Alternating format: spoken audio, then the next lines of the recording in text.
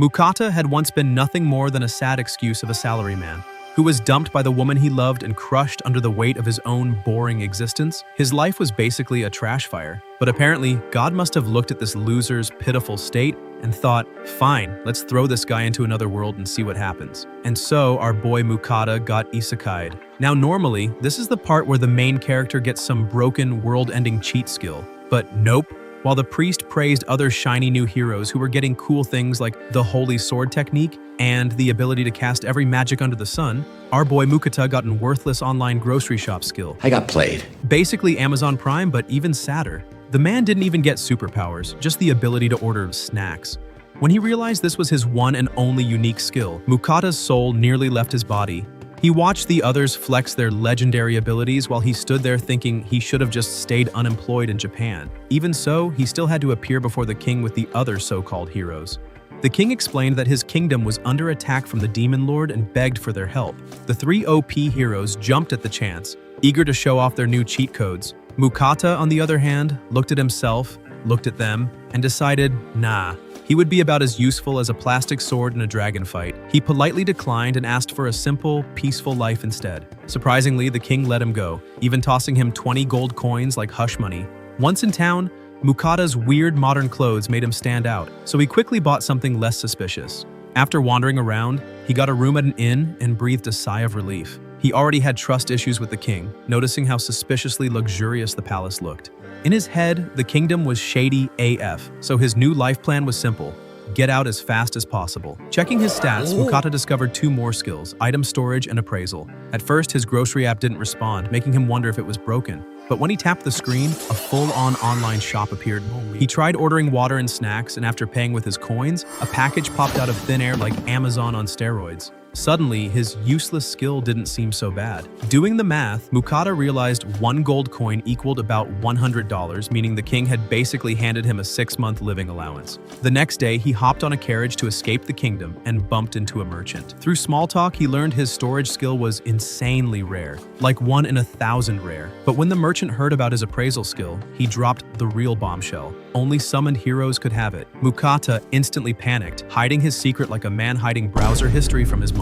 When asked where he was headed, Mukata admitted he wanted to reach the next kingdom. The merchant told him that was smart because his kingdom was circling the drain and might shut its borders any day now. Just as Mukata processed that horrifying news, their carriage got suspended. At a local tavern, he learned why. The king had stopped carriages to keep people trapped. The logic was simple and dirty. If citizens ran, the army would shrink. Everyone whispered about escaping, and Mukata joined in on the worrying, especially since monsters lurked outside the borders. He finally dragged himself to the Adventurers Guild and requested an escort. The clerk quoted 8 gold coins for the journey, which almost made him choke. But since he had no choice, he paid up. A C-rank adventurer named Werner accepted the job and introduced his squad: Vincent the swordsman, Rita the scout, Ramon the mage, and Fanka the healer. On their trip, Mukata offered to handle food. He casually pulled a stove from his storage, and the party almost fainted. Vincent gawked at the storage skill, Rita admired his stove, and Mukata flashed back to how he avoided paying 50 gold for a magic stove by just ordering a cheap one online.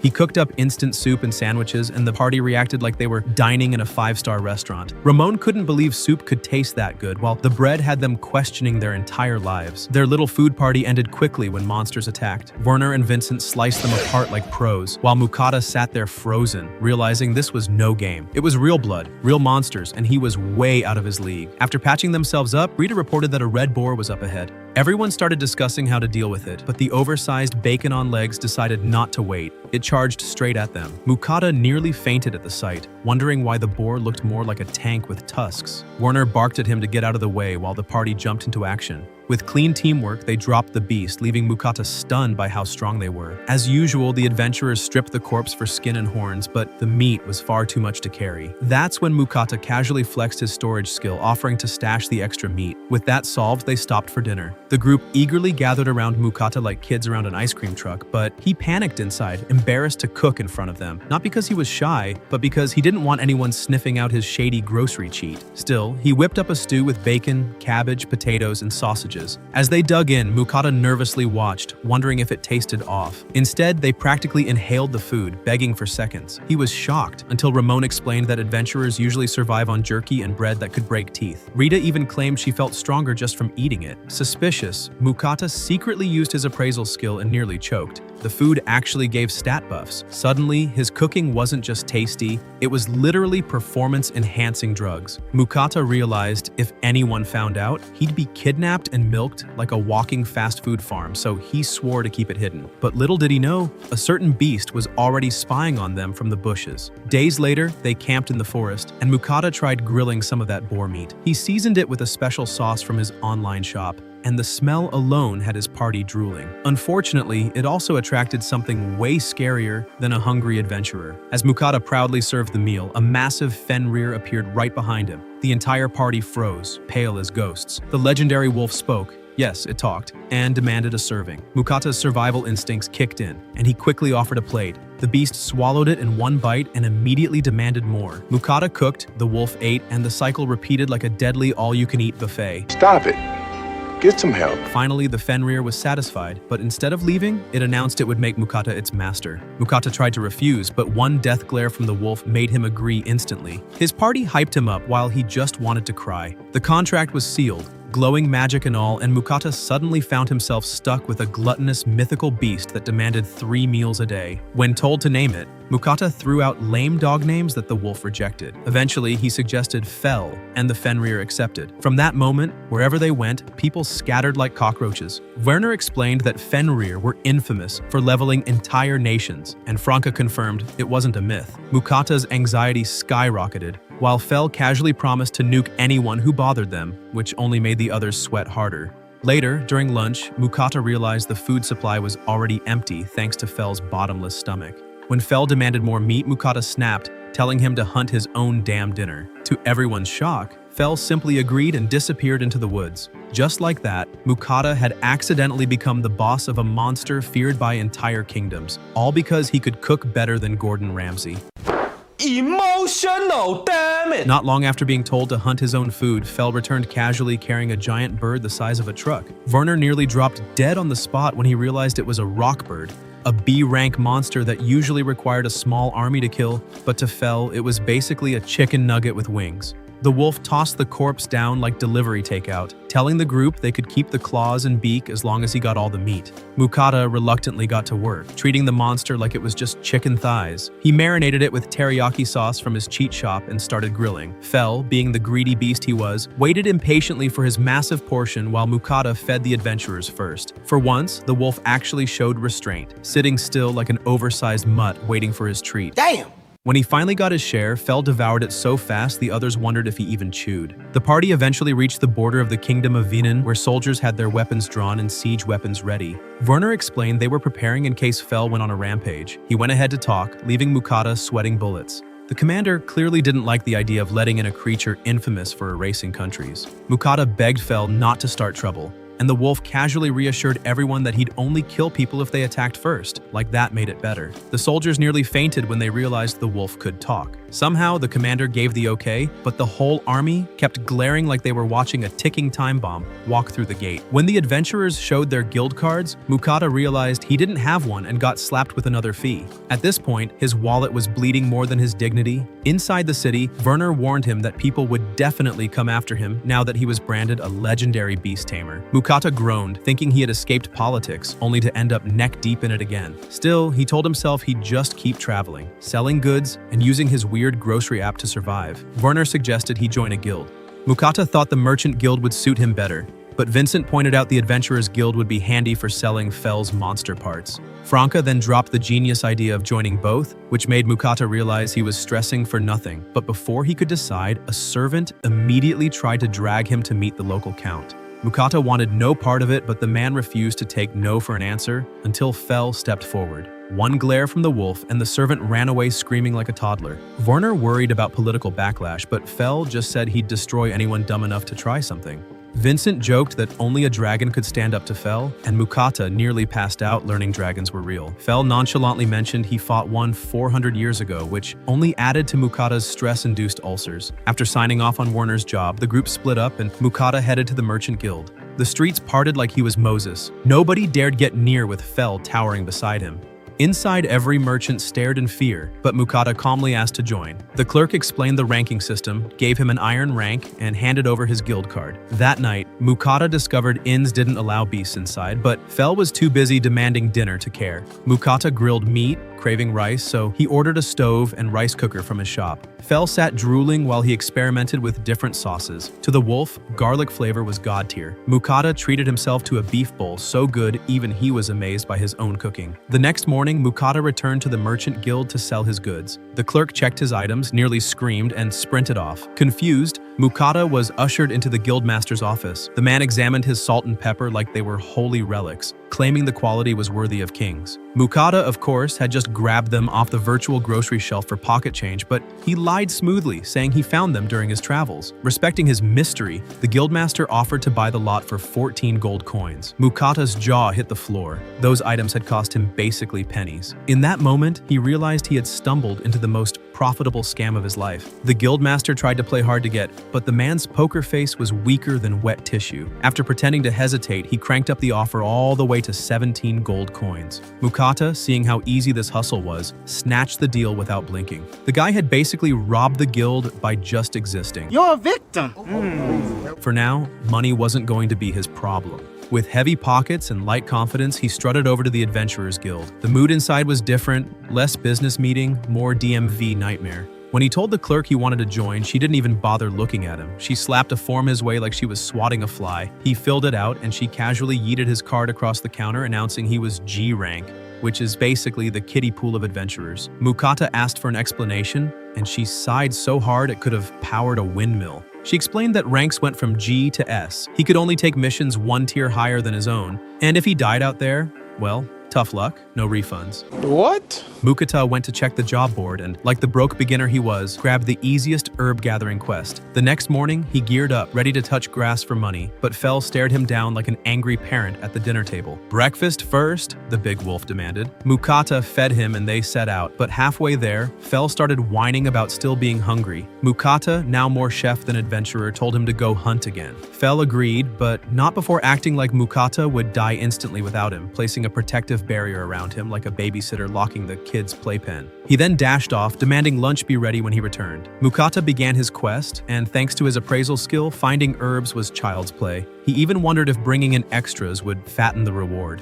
Mission complete, he decided it was lunchtime. Out of meat, he settled for cheap spaghetti from his mystical online shop. Just as he was finishing, Fel returned dragging a rock bird, bragging about wanting more teriyaki. The wolf casually admitted he killed a whole buffet of monsters but couldn't carry them all at once. Mukata told him they'd pick up the leftovers later. Fel sniffed at the strange spaghetti. Mukata explained it was from his world, and soon enough, the picky wolf was slurping noodles like a toddler at Olive Garden. Once Mukata busted out Parmesan cheese, Fel leveled up his taste buds and got sauce all over himself, looking like a giant furry toddler. Mukata couldn't stop laughing until Fel showed him the mountain of monsters he'd slaughtered. Among them was an orc, which disgusted Mukata, but Fel casually said they were delicacies, basically walking pigs. Dragging his endless meat haul, Mukata went back to the guild. The same dead-eyed clerk was shocked to see him return with so many herbs, muttering about how lucky he was before tossing him 9 silver. Mukata then mentioned selling monsters, pointing at Fel. The girl nearly had a heart attack, but once she recovered, she sent him to the guild butcher. The butcher had already heard rumors about Mukata and almost fainted when the guy started pulling monsters out like a shady magician.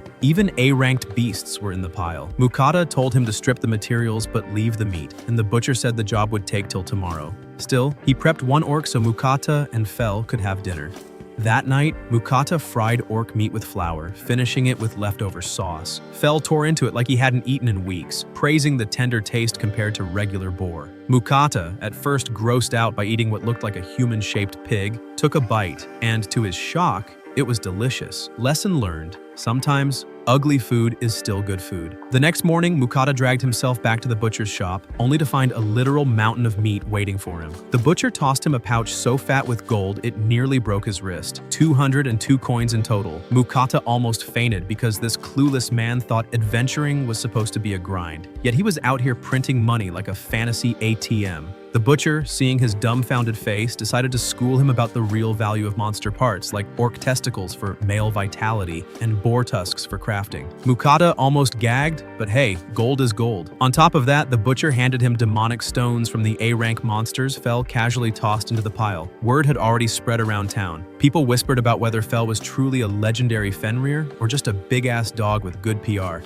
Mukata, hearing the chatter, thought it was time to dip. Staying in one place too long screamed death flags, and he wasn't about to play that game. Fel didn't care, but when he saw the meat stash, his stomach growled louder than thunder. Out in the wild, Mukata decided to reward his overpowered wolf for making him stupid rich. He pulled up his magical online shop, flashing cuts of meat from his own world. Fel started drooling so hard Mukata thought it was raining. Soon, Mukata whipped up a mixed platter, and Fel dove in like he hadn't eaten in weeks. Then came the main event, Japanese Black Wagyu. Fel was offended by the small serving size, but once the taste hit his tongue, his brain practically short-circuited. Mukata explained it came from cows raised like royalty, and Fel, now juiced up with Wagyu steroids, declared he could beat a dragon. Mukata, terrified, appraised Fel and saw his stats had skyrocketed. The wolf wasn't bluffing. He was on cheat mode. Full of energy, Fel bolted off for a midnight hunting spree, but not before slapping a barrier around Mukata, claiming it could even block dragon breath. Mukata, too tired to argue, tucked himself in like a baby while Fel went Godzilla mode in the forest. That night turned into a massacre. Rockbirds got shredded in one swipe, a giant deer got fried with lightning, and when a chimera showed up, Fel blasted it into atoms with one move, lighting up the forest like a fireworks show. The next morning, Mukata woke up surrounded by 3 mountains of monster corpses. Fel shrugged, admitting maybe he overdid it, but bragged about one-shotting a chimera that normally gave him trouble.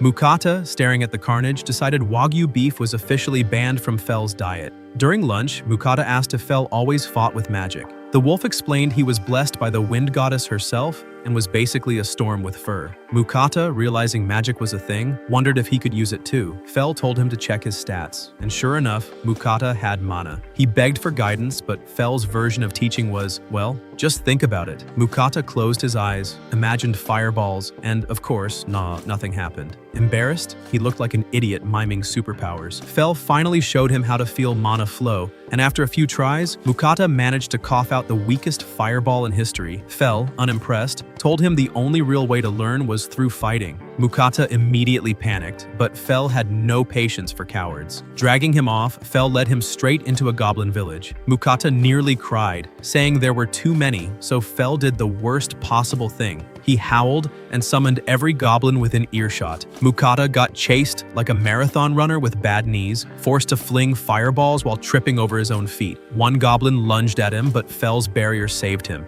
giving him time to keep throwing spells. Eventually, one fireball actually packed some heat, knocking goblins back before Mukata collapsed like a dead battery. When he woke up, he was shaking from trauma, but Fel told him to stop whining and thank him for unlocking magic. Not only that, but Mukata had actually leveled up and even gained the fire magic skill.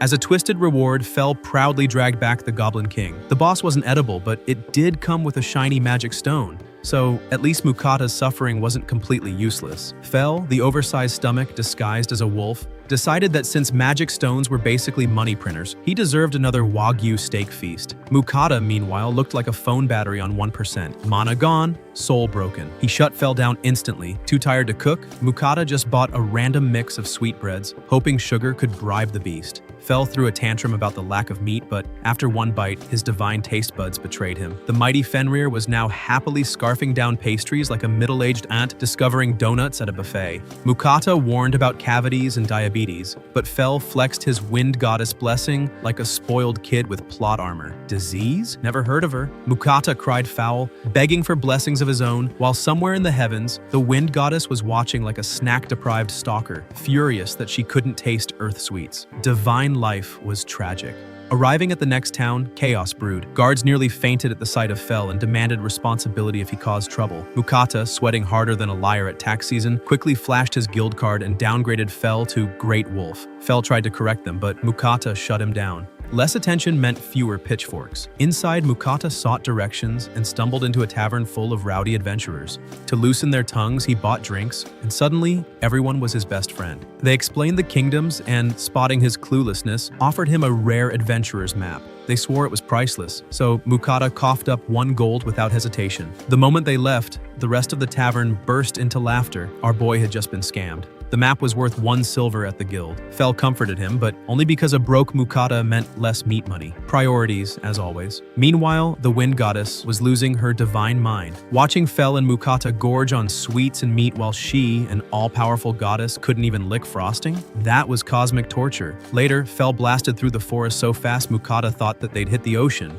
Nope, Fel stopped at a lake, craving sushi-grade fish. Rods were too mainstream, so he nuked the lake with lightning, frying an entire ecosystem in seconds. Mukata collected the floaters, spotting some trout and 1 suspicious pink fish. Fel swore it made his tongue tingle, but Mukata's brain cells actually worked for once. He appraised it. It was poisonous. Fel sulked. Mukata refused, and dinner survived. Instead, he cleaned the safe fish, thankful for those YouTube cooking tutorials back home, and grilled them to perfection. Fel devoured the feast while Mukata cracked open a beer, living his best camping life.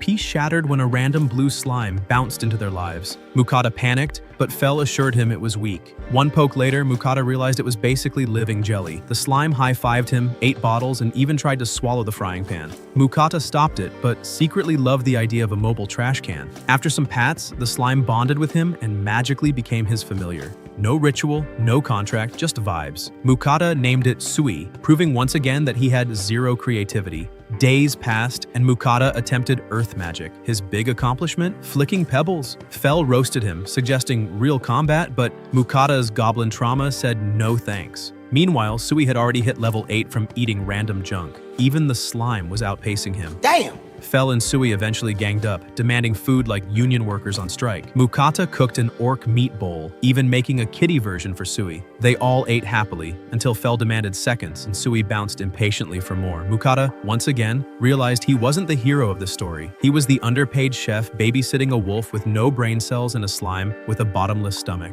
Stop it. Get some help. After dinner, Sui decided to flex his hidden skill, dishwashing slime edition. He dissolved every leftover scrap like a living dishwasher, while Mukata looked at him with tears of gratitude. Finally, someone in this squad who wasn't a freeloading glutton.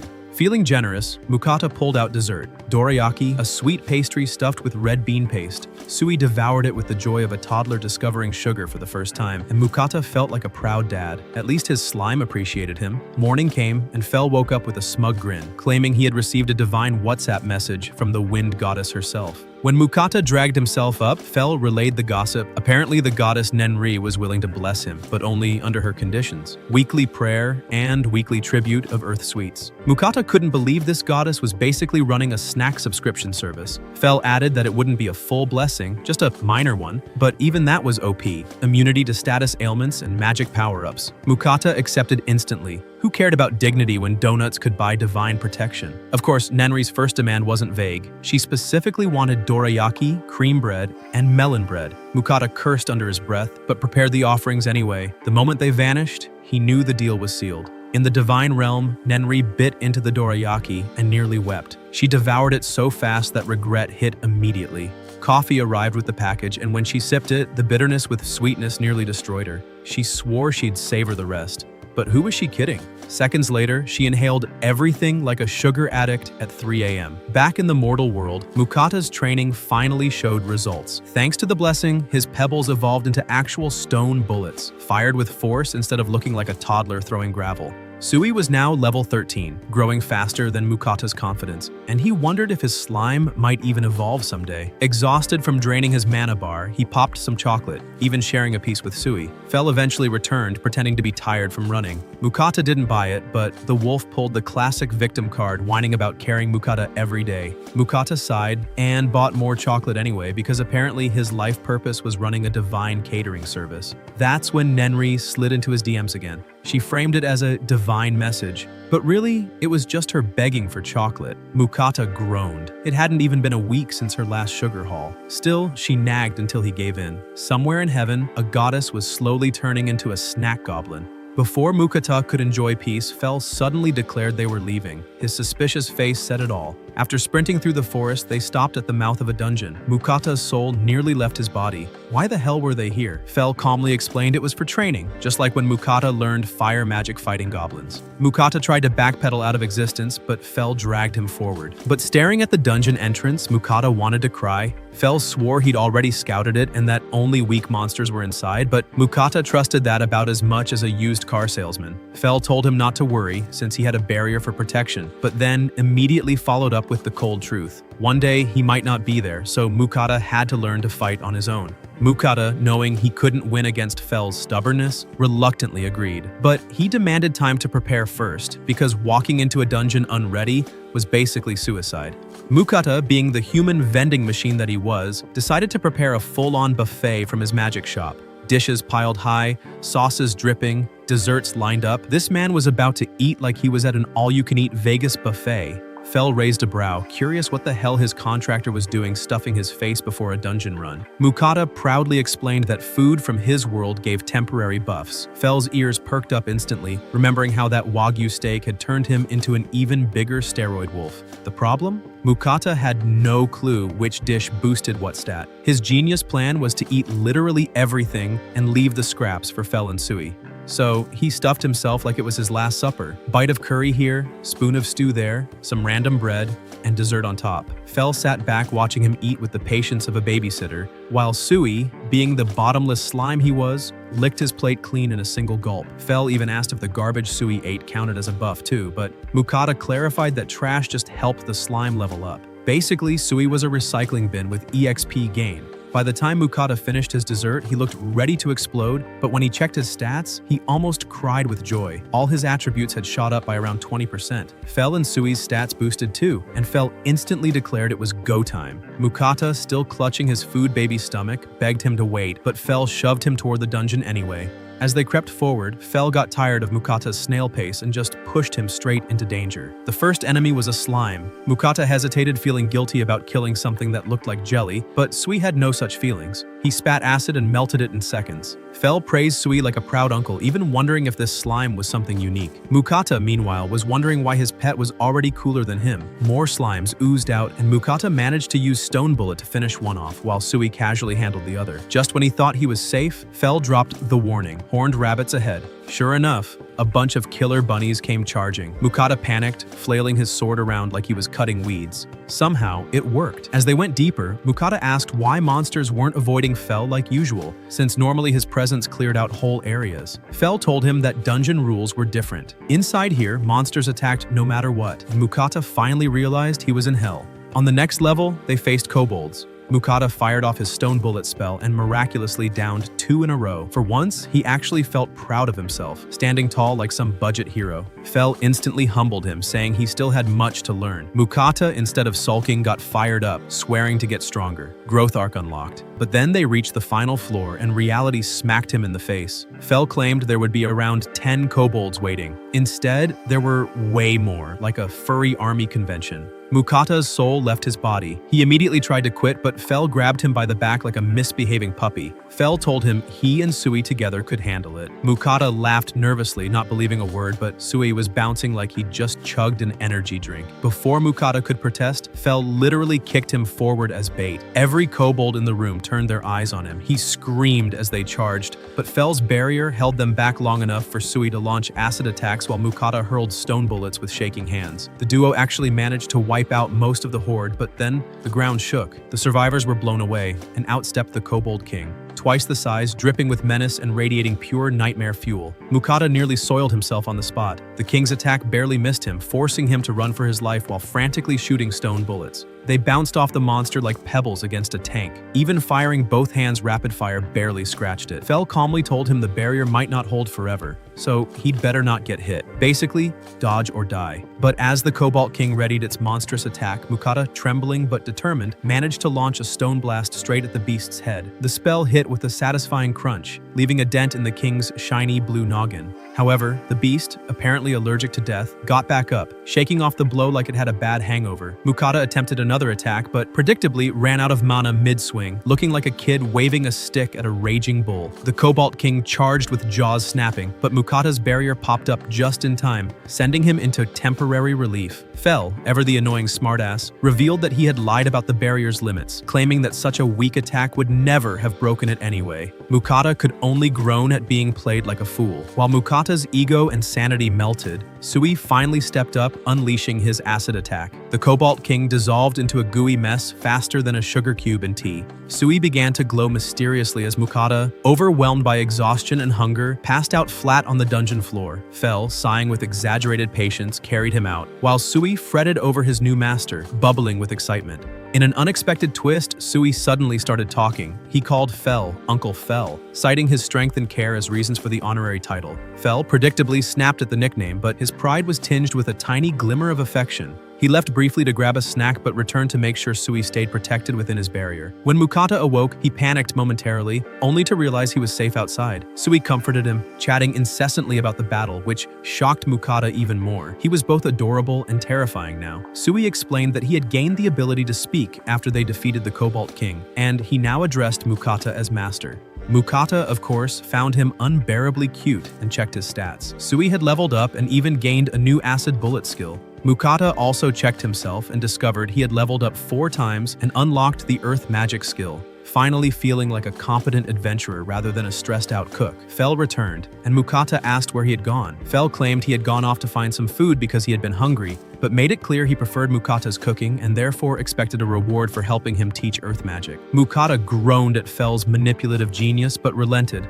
He whipped up a quick meal, combining eggs with leftover rockbird into a surprisingly delicious dish. Fel devoured it instantly, marveling at Mukata's creative use of eggs, while Sui echoed the praise, happily gobbling it down as well. After eating, Mukata asked if Fel had been chatting with Sui, and the slime confirmed that he had indeed had a long conversation with Uncle Fel while Mukata was asleep. Mukata couldn't stop laughing at Fel's predicament, but Fel's face twisted into a scowl as he reminded Sui not to call him uncle. Mukata, of course, kept roasting him, pointing out that compared to Sui, only 2 weeks old, Fel was basically grandpa material. Sui stubbornly insisted, and Fel's frustrated yelling led to tears from the tiny slime. Mukata mockingly called Fel mean, and finally, Fel begrudgingly allowed the title Uncle Fel to stick. As the trio continued their journey, Fel casually mentioned that their route would take them straight through Warthros and Griffin territory. Humans usually went out of their way to avoid such areas, but Fel shrugged off the danger entirely. Mukata nearly fainted at the thought of facing monsters head-on, pleading with Fel to turn around. Fel calmly told him that they were already in Orthros territory, so it was too late to back out, and that these creatures were no real threat to him anyway. Mukata, of course, panicked silently,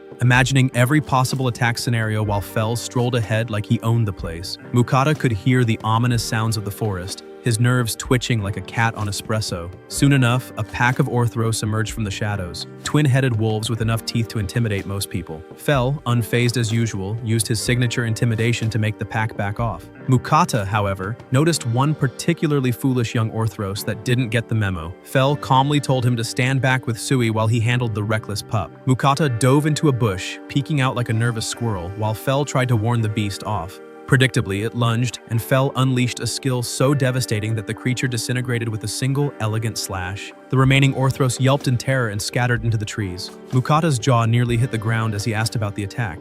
Fel, of course, went into smug mode, bragging that it was a skill he invented 600 years ago, wearing the smugness like a crown. Sui, ever the ambitious little slime, wondered if he could learn it too. Mukata, with a hint of teasing, told him it was unlikely since he lacked claws, but praised his acid bullet skill instead. Fel, predictably green with jealousy, muttered something about unfairness. As they set up camp, Mukata remained on edge, double-checking his barrier as if it were a lifeline to sanity. Fel, naturally, was more interested in what they'd eat for dinner, while Sui called out for food like a tiny, demanding overlord. Mukata rushed to him, promising a proper meal, and Fel couldn't help but notice how carefully Mukata treated the two of them. a stark contrast to his usual careless self. While cooking, Mukata asked Fel how long they would be stuck in the forest.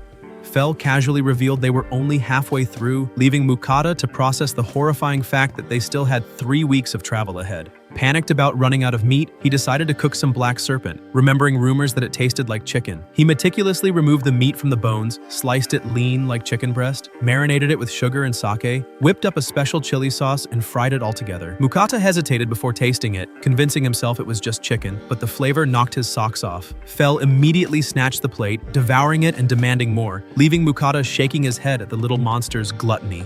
As they trekked deeper, Fel suddenly halted, drawn to a patch of glowing mushrooms. He explained they had powerful healing properties and were extremely rare. Mukata quickly began harvesting them while Sui, predictably, chowed down. Suddenly, the slime began glowing, causing Mukata to panic slightly, but the glow subsided. Using his appraisal skill, Mukata discovered that Sui had gained the ability to create healing potions. Fel explained that this was likely from consuming the mushrooms. Recalling a similar incident where he once saw a slime turn metallic after eating metal, Mukata was ecstatic, showering Sui with praise, and encouraged him to try his new skill. Sui successfully created a healing potion from his own body, and Mukata bottled it up, appraising it as high quality. To their delight, Sui could make 3 levels of potions, each capable of healing different amounts. Fel, ever unimpressed by ordinary things, admitted he had never seen a slime capable of producing potions before and concluded that Sui must be unique. The tiny slime, clearly basking in the praise, jumped onto Fel, who tried to act annoyed but secretly appreciated the attention. Their journey continued until they entered Griffin territory. Mukata froze at the sight of a massive griffin landing nearby, terror practically written across his face. Surprisingly, the griffin showed respect, speaking clearly and addressing Fel directly. It requested a favor, explaining that it wished to fight Fel in order to prove itself worthy of leading its group. Mukata, of course, nearly fainted at the notion of Fel casually battling such a majestic predator while he and Sui were mere bystanders. Fel, completely nonchalant as usual, merely nodded, clearly ready for whatever absurdly dangerous challenge had just presented itself. Mukata, still clinging to whatever scraps of courage he had left, wondered if surviving this forest trek would require not only skill, but a miracle or a serious luck stat boost. Fel agreed to the griffin's challenge, but made it clear he wouldn't go easy. Mukata, panicking internally, immediately ducked behind a tree and sent a mental plea to Fel not to accidentally murder him in the process. The fight began with Fel charging like a man possessed, landing a kick so fierce that feathers rained down a blinding storm of dust. The griffin responded with a powerful strike, but Fel casually summoned his wind magic, conjuring a tornado that shredded the poor bird from the inside out. Mukata, shaking and half cursing himself for trusting Fel, yelled that he'd done enough.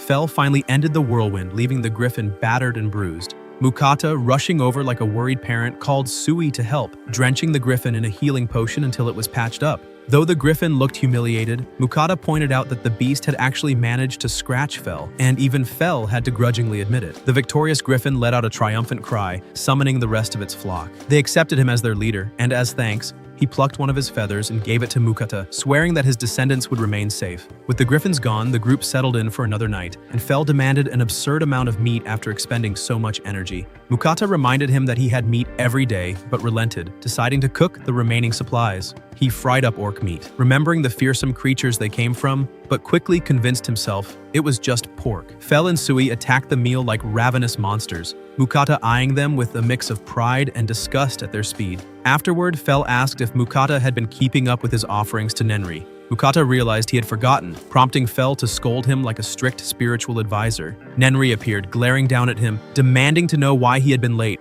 Mukata muttered excuses about being busy, but Nenri, with divine omniscience, pointed out that he had simply forgotten. She lectured him mercilessly until Mukata begged for forgiveness, offering a mountain of Western desserts. Nenri's mood shifted instantly from wrath to drooling ecstasy as she devoured cakes and pastries, instructing Mukata to send her the same bounty next time. Finally, the group exited the forest and approached the kingdom of Leonhardt. Mukata noted they needed to reach the guild, as they were running dangerously low on meat, which sent Fel into immediate panic mode. Searching for the road ahead, they spotted a caravan under attack by bandits. Mukata urged Fel to intervene, promising a special dinner if he saved them. Fel didn't need to hear twice. He dashed off like a whirlwind. At the caravan, the poor travelers were struggling against the bandits, but Fel's roar froze everyone in their tracks. He demanded they surrender, and the bandits, terrified, dropped their weapons. All were captured without further fuss. Mukata met Lambert, the caravan owner, and Lars, the adventurer leader. They gushed over Fel, expressing disbelief at meeting the legendary figure from all the rumors. Mukata asked where they were headed and was told Carolina. Being new to the area, he asked if he could join the group. Lambert, feeling safer with him around, welcomed their company. As Mukata traveled with them, he overheard guards debating whether Fel was a Fenrir or a great wolf. Shocked at the reach of the rumors, he learned that the guilds had been spreading news about Fel using magical teleportation letters, making the legend practically unavoidable. While everyone around him was gawking at Fel like he was some living legend, Mukata quietly fretted over keeping his identity under wraps. With his item storage and shop skills, he knew he could easily be exposed as a summon hero, and the last thing he needed was nobles sniffing around and trying to pull some sneaky stunt in this new kingdom. The caravan eventually stopped for the night, and Fel, ever the greedy brat, reminded Mukata of the special dinner he had promised for saving everyone. The guards settled for some jerky, muttering about how tired they were, while Mukata sneaked off to find a private spot to cook. Fel immediately demanded an absurd amount of meat, and Mukata, who was starting to get annoyed at his endless hunger, sighed. But when Sui piped up, pleading for a bit of meat, Mukata's irritation melted. He happily agreed. Out of stakes, Mukata decided to combine whatever meat he had left into one grand creation. He went all out with marinades, sauces, and flour, shaking it all into a perfect coating before frying it to golden perfection. The result was an exquisite fried chicken dish with two distinct flavors. Sui's eyes sparkled as he devoured it, and even Fel seemed genuinely impressed for once. The smell of Mukata's cooking wafted over to the rest of the caravan, drawing every curious guard and traveler toward the source. Mukata offered some generously, and the men immediately proclaimed it the best food they had ever tasted. By the time Mukata finished cooking and serving, he was utterly exhausted, barely able to stand, and he hadn't eaten a single bite himself. The guards, full and grateful, insisted he rest while they kept watch, and Mukata warned the bandits lurking nearby that any funny business would get them torn apart by Fel, leaving the would-be troublemakers shaking in fear.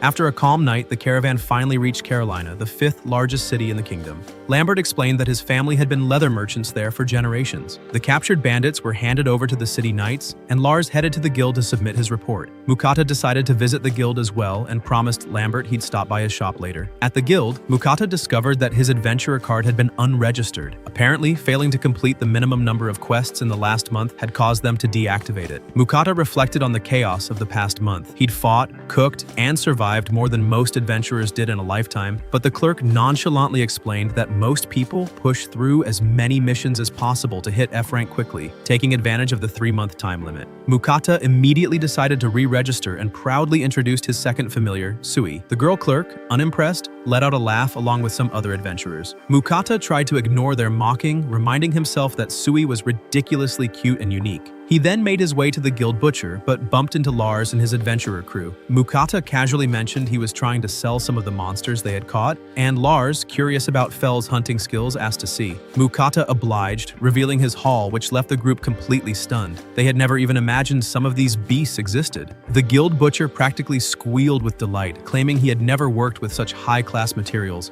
and that commoners would never get a taste of this meat. He eagerly started skinning a red serpent while Mukata and Fel imagined how it would taste. Lars, still processing the sheer audacity of their previous meals, asked what kind of meat they had eaten the night before. Mukata, with a shrug, casually mentioned that dinner had been a little bit of everything. Rockbird, giant deer, and orc meat, leaving Lars wide-eyed and the others muttering in disbelief at their gluttonous and slightly terrifying appetites. The group immediately apologized to Mukata, clearly not realizing that they had just been served a feast of such ridiculous quality that even the most seasoned gourmets would weep. Mukata, ever magnanimous, or maybe just too lazy to care, shrugged and told them it was fine, since he had mountains of food to spare. Lars, impressed and slightly in awe, mentioned that Mukata was well known in the city and encouraged him to call if he ever needed anything, leaving Mukata with a small smirk at being recognized without doing much. That night, Mukata rested in a quiet inn, pondering whether he should focus on reaching F rank to keep access to the guild butcher. The thought of becoming a full-fledged adventurer made him roll his eyes. He was already doing more than enough with cooking, managing his shop,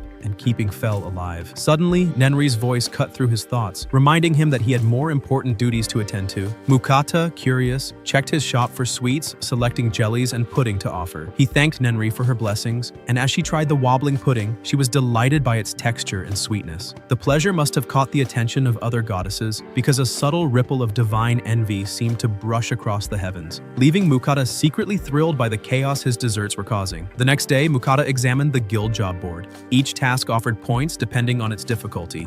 Herb gathering gave 1 point, Goblin Hunting 3. To reach F rank, he needed a total of 100 points. Fel immediately suggested taking the Goblin quest to level up faster, but Mukata refused, still traumatized from his last encounter with those foul creatures. Fel, clearly motivated by the thought of seafood waiting at the ocean, tried to argue, appealing to Sui, who was instantly excited at the idea of fighting. Mukata reluctantly reminded himself that Sui now had the ability to make his own medicine, so fighting wouldn't be reckless. With a sigh and an internal groan, Mukata agreed to the goblin hunt. They entered the forest with the goal of hunting 3 goblins. The first goblins they encountered were easily dispatched by Sui's acid bullets, leaving Mukata to gruesomely collect the right ears as proof. Mukata struggled with this, muttering that cooking monsters didn't mean he had signed up to be a part-time executioner, while Fel found his squeamishness amusing.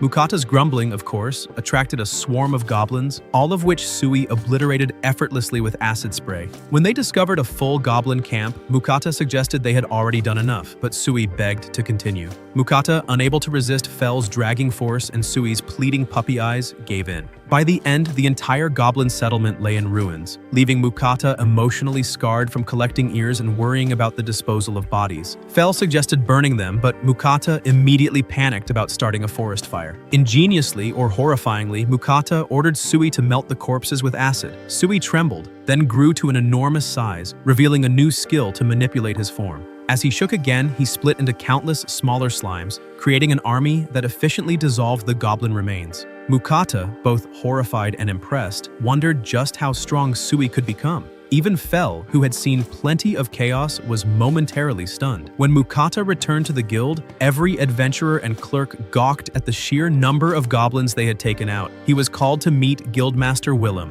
who confirmed that the entire goblin settlement had indeed been wiped out. Mukata admitted to the feat, praising Fel's overwhelming strength. Willem revealed the true reason for summoning him, a message from the royal palace. The kingdom declared that Mukata and his companions could live freely within the country, yet they wished to rely on him in emergencies. Mukata celebrated his newfound independence, thrilled to be free from the nobles' endless schemes, while Willem casually added that merely having a legendary beast like Fel in the country would serve as a sufficient deterrent to neighboring nations. Mukata couldn't help but smirk at the absurdity. A lazy shopkeeper with a meat-obsessed demon wolf and an army of talking slimes was suddenly the kingdom's secret weapon. Hearing that Mukata was aiming to level up his guild rank, Guildmaster Willem decided to flex his authority and raised him directly to C rank, leaving Mukata slack-jawed in disbelief. Willem explained that it would be a problem if Fel's master was too low-ranked, which Mukata silently agreed with, although he still considered Willem slightly insane for caring about rank. In exchange for the rank up,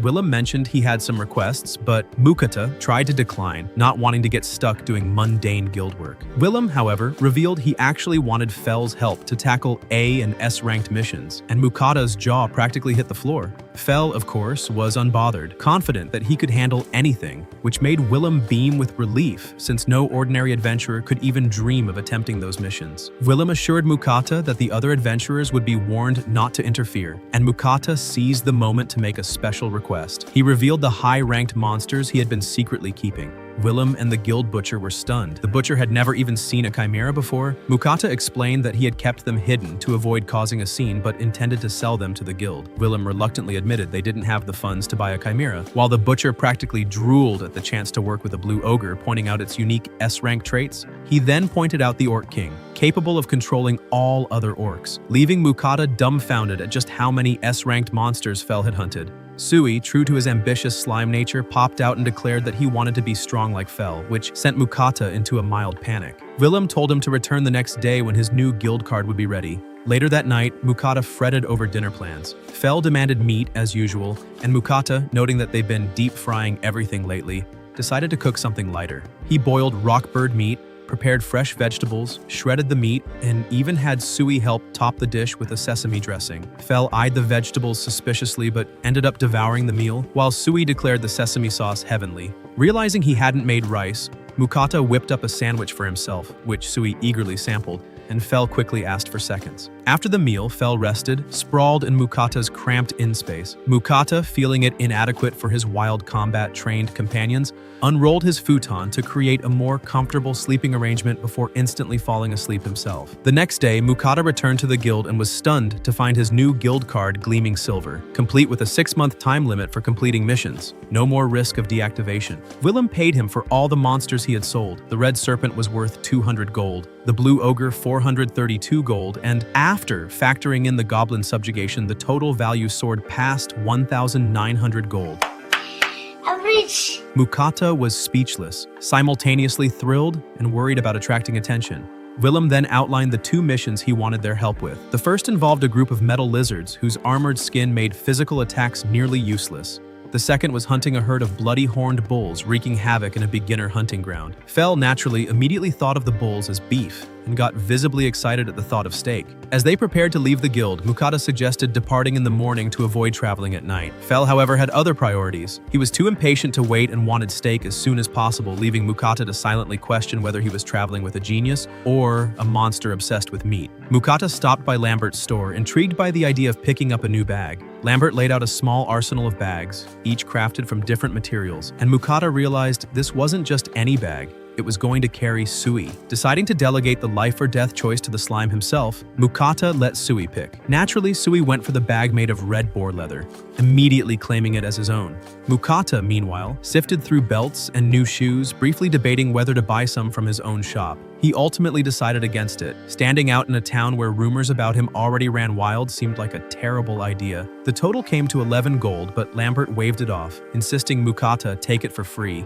citing his heroic deeds and the top-tier meal he had served. Mukata accepted politely, though Lambert's lingering thoughts drifted to the black serpent they had eaten. He asked if Mukata still had its skin, but Mukata admitted he had sold it to the guild. Lambert groaned at the loss, lamenting the persistent shortage of serpent skin, and daydreamed aloud about getting his hands on red serpent hide. Mukata, feeling guilty, promised to sell any future serpent skin directly to Lambert. As they left, Mukata couldn't stop thinking about the taste of serpent, and he decided it deserved a repeat performance. He marinated the meat, fired up the pan, and prepared to give Fel an all-you-can-eat experience. Of course, Mukata couldn't resist sneaking a few bites himself, prompting Fel and Sui to grumble like spoiled children. Fel demanded to start eating immediately, but Mukata fried the meat a second time for extra crispiness. Once they dug in, even Fel had to admit that double-fried serpent was an absolute game-changer. After the meal, their stomachs protested violently, and Mukata, ignoring their groans, continued cooking for himself, planning to stash portions in storage for a rainy day.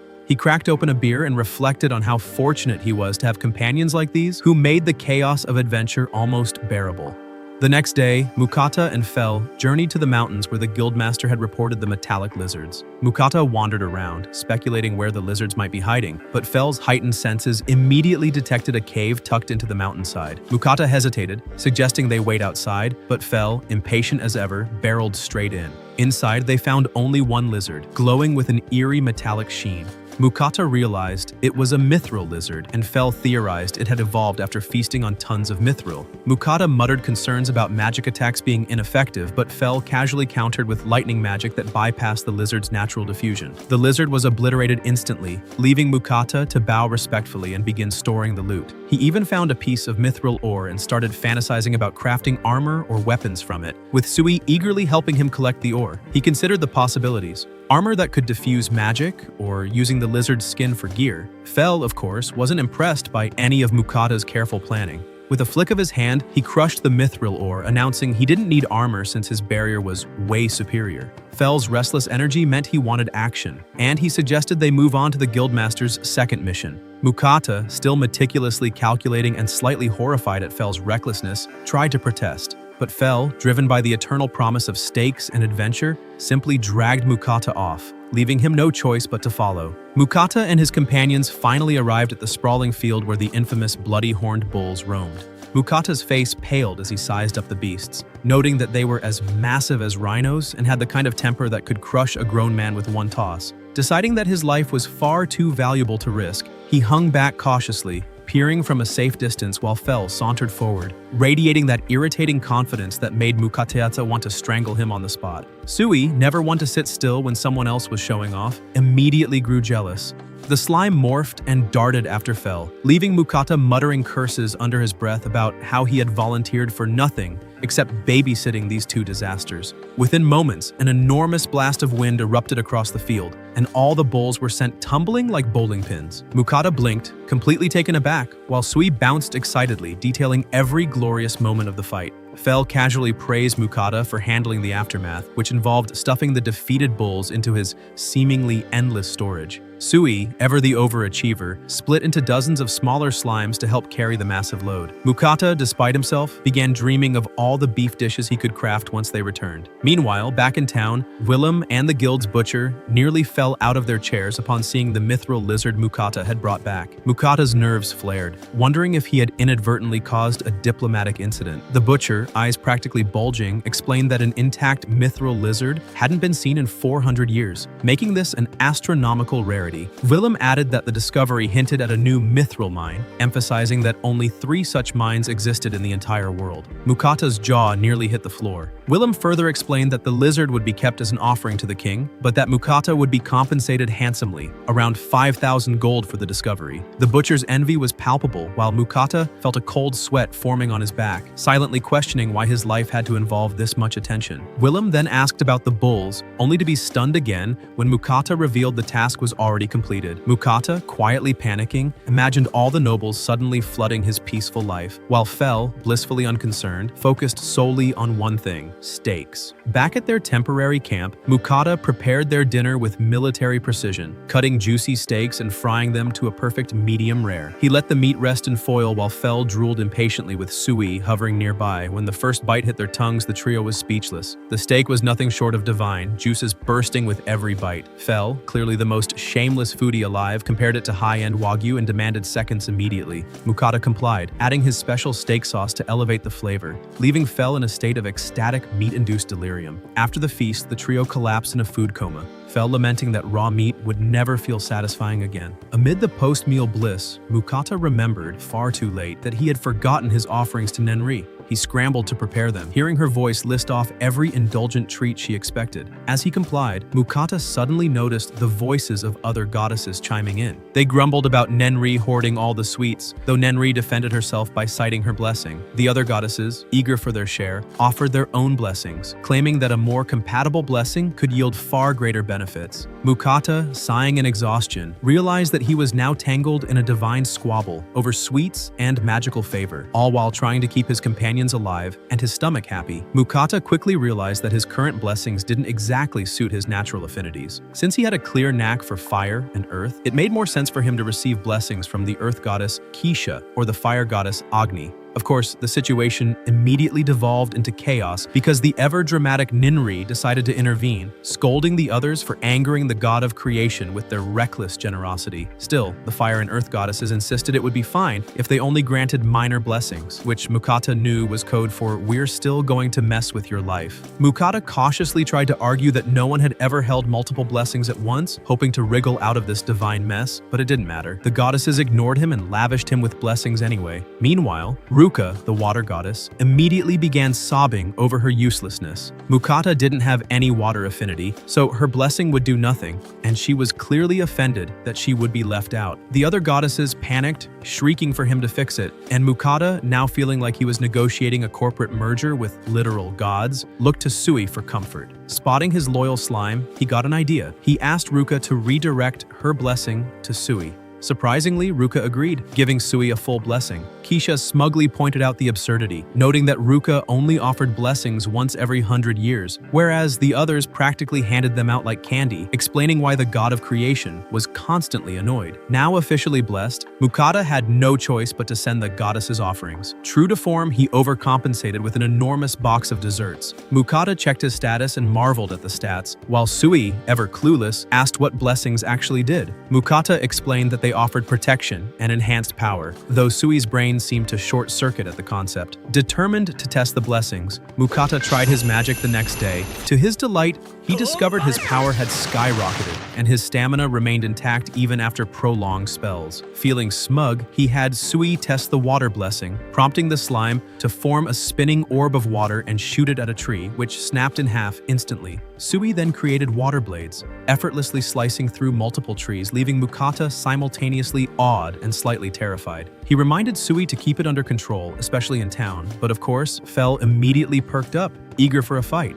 Mukata groaned, telling him it was too soon, leaving Fel grumbling in disappointment at the lack of a worthy opponent. Later, Mukata continued experimenting with his earth magic, perfecting his stonewall spell and even building a small house. He was eager to impress his companions, though Fel barely looked up from his latest hunting venture. Predictably, Fel returned with a black serpent in tow, knowing full well Mukata had a deal with Lambert. Mukata eyed Fel suspiciously, suspecting ulterior motives, but Fel's only goal was a special dinner as reward for his efforts. Fel gave a quick nod to Mukata's hut, admitting it was surprisingly comfortable, and suggested they might go hunting that day. Mukata, however, was far too practical and refused, insisting they first return to town to deliver the freshly caught black serpent to Lambert. Back at the guild, Mukata visited the butcher to hand over all the bull meat. The butcher, still visibly awestruck from previous encounters, quickly paid Mukata for the portion he sold. Mukata then produced the black serpent, prompting the butcher to gape in astonishment that he had found another one so effortlessly. Mukata requested the butcher's help in preparing it, while Sui,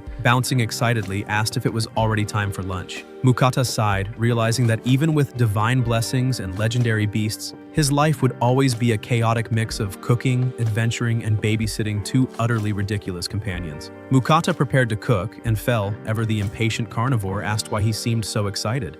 Mukata revealed his latest purchase, a meat grinder which he planned to use to make perfectly minced meat. His eyes sparkled with the sort of unhealthy glee only a true cooking obsessive could muster. Sui, naturally, was instantly fascinated and insisted on helping, hopping around eagerly as Mukata fed bull meat into the grinder. Soon, they were tossing in pork as well, mixing everything together with eggs and onions before shaping the meat into uniform patties, perfect not just for eating but for storing safely in Mukata's magical inventory.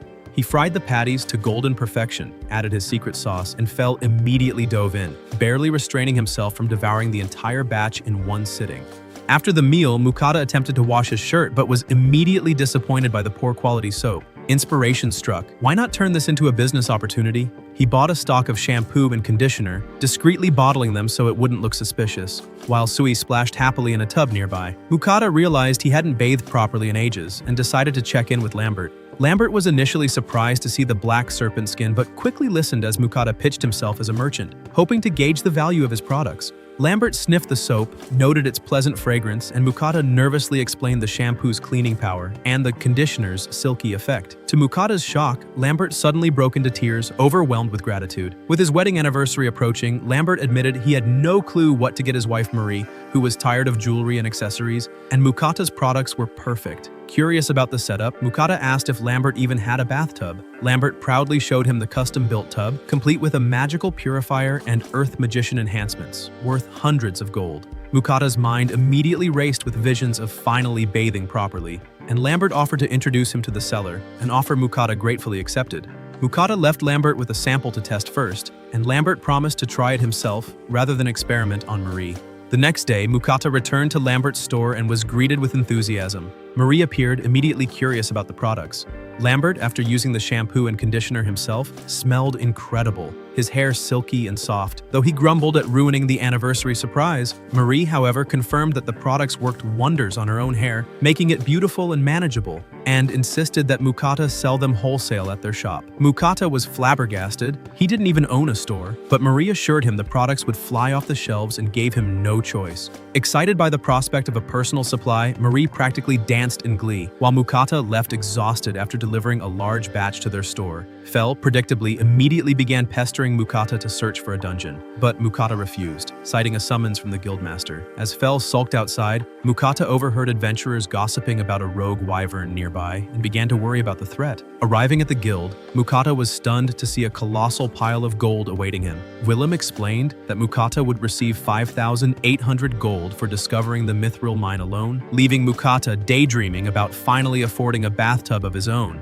Just as he allowed himself a moment of satisfaction, an emergency alarm rang. A herd of wyverns was approaching, instantly snapping Mukata out of his fantasies and leaving him to wonder how he had gotten himself into yet another chaotic adventure. Scattered among the chaos were injured adventurers, some writhing from the wyvern's deadly poison. The guild was in a panic, running low on potions and antidotes, but Mukata calmly pulled out his high-grade healing potions. When Willem applied one, the man's injuries and poison were instantly neutralized, leaving everyone slack-jawed at how completely the potion restored him. It was as if Mukata had brought some sort of miracle in a bottle. Willem immediately ordered all S-rank adventurers and above to engage the wyverns. Mukata realized that meant him, and he started mentally preparing for a fight, but Fel had other plans. He boldly declared that they would handle the wyverns themselves, because apparently risking everyone else's lives was less fun than hoarding all the wyvern meat for themselves. Mukata hesitated, but Fel was bored and hungry, practically drooling at the thought of wyvern steaks. Willem offered to assist, but Fel waved him off, insisting the man would just slow them down. In the field, the wyverns loomed in the distance, wings casting shadows like dark storm clouds. Mukata took one look and mentally prepared for the worst, while Fel, ever reckless, saw it as the perfect opportunity to train Sui against flying enemies. The two charged forward with a mix of agility and chaos, dodging gusts of wind and razor-sharp claws. Fel instructed Sui to aim for the heads, though hitting wings was easier and often just as effective. Sui's first shot missed the target but managed to topple a wyvern anyway, giving Fel the chance to finish it off in a spectacular, flashy strike. Mukata watched from the sidelines, half amused, half panicked, and half wondering if Sui was slowly turning into a mini-Fel. Suddenly, one wyvern broke formation and lunged straight for Mukata. He froze, but Fel's magical barrier protected him, creating a shimmering wall of safety. Sui, growing bolder, bounced the creature away with a well-timed acid blast while Fel delivered the finishing blow. Mukata could hardly believe what he was seeing, a mix of awe and terror swirling in his chest. Within moments, all the wyverns were either defeated or fleeing, leaving the field eerily quiet. Fel, ever the hungry beast, immediately reminded Mukata that a successful hunt meant only one thing: food. Mukata, already a step ahead, pulled out the meat patties he had prepared earlier. Fel's excitement faltered for a moment, thinking it was the same meal as before. Mukata, however, had an idea. He coated the patties with egg and breadcrumbs before frying them again, creating a crispy, golden crust. When Fel took his first bite, his eyes practically bugged out. The crunch transformed the dish entirely, and he devoured them like a man possessed. Mukata couldn't help but smirk at Fel's over-the-top reaction, knowing that such a simple tweak made the difference between ordinary and legendary. Meanwhile, back at the guild, Willem and the adventurers were growing anxious. Rumors of the wyverns spread fast, and many worried whether Mukata could handle the threat alone. Their concerns only grew as minutes stretched into hours. Finally, Mukata returned, brushing off the worry as if it were nothing, and reported that they had wiped out the entire herd. The guild erupted in celebration, and Mukata found their reactions somewhat ridiculous, considering the battle had been easy, thanks largely to Fel and Sui doing all the work, and stopping for lunch in the middle of it. Willem explained the reason for their awe. Had the adventurers themselves fought, at least half would have perished. Mukata, embarrassed, avoided mentioning that they had paused for a meal, but Fel gleefully pointed it out, leaving Mukata red-faced. Mukata reported that they had defeated 13 wyverns in total, and Willem immediately expressed interest in purchasing their parts. Mukata, trying to be generous, offered everything except the meat, knowing Fel would riot otherwise. Unfortunately, the guild only had enough gold to buy half of the wyvern's components, leaving Mukata slightly frustrated, and secretly hoping they wouldn't ask for a discount. Back at the inn, Mukata suddenly remembered he needed to send offerings to the goddesses. No sooner had he thought it than a divine message from Agni arrived, scolding him to hurry up. Mukata explained that he was about to send the offerings, but just then he received a secretive note from Nenri, reminding him that she had been the first to bless him, and therefore expected more sweets than the others. Keisha, never one to miss an opportunity, slyly requested that Mukata send her the shampoo and hair products he had been selling, while Ruka wanted to sample some of his other culinary creations. Mukata sighed, pointing out that he couldn't keep all the offerings separate since he planned to send them at once. Agni naturally got furious at the other goddesses for making secretive requests and jumped in herself, demanding alcohol. Mukata, cornered and muttering under his breath, had no choice but to agree. The next day, Mukata and Fel found themselves drawing even more attention after their spectacular wyvern hunt. Mukata made his way to a specialty shop, eyes wide as he surveyed the rows of bathtubs, some crafted from rare materials offering magical effects. The clerk explained that prices started at 300 gold, and the more exotic tubs carried far higher costs. Mukata considered the options carefully, but when the clerk unveiled the newest model, Mukata blinked. It looked like a completely normal bathtub. Without hesitation, he chose the green bathtub, shocking the clerk, who had expected hesitation given the price. Mukata casually revealed he could pay up front, and when asked where it should be delivered, he simply said to put it into his storage, leaving the clerk speechless. Overjoyed, Mukata told Fel they should leave the city, noting that everyone's eyes had been glued to them ever since the wyvern battle. Once in a secluded spot, Fel immediately wandered off hunting while Mukata marked out an area for himself. Using his stonewall skill, he erected a private space and took out the bathtub. He instructed Sui to fill it with water and then heated it with a fireball, finally taking a long, luxurious bath after scrubbing himself furiously. For the first time in ages, Mukata relaxed completely, Sui keeping watch as usual. Afterwards, Mukata turned his attention to cooking some of the wyvern meat. Inspired by Fel's earlier praise, he thinly sliced the meat, creating a rich sauce, and prepared a special wyvern beef bowl. With time on his hands, he decided to make a stew as well.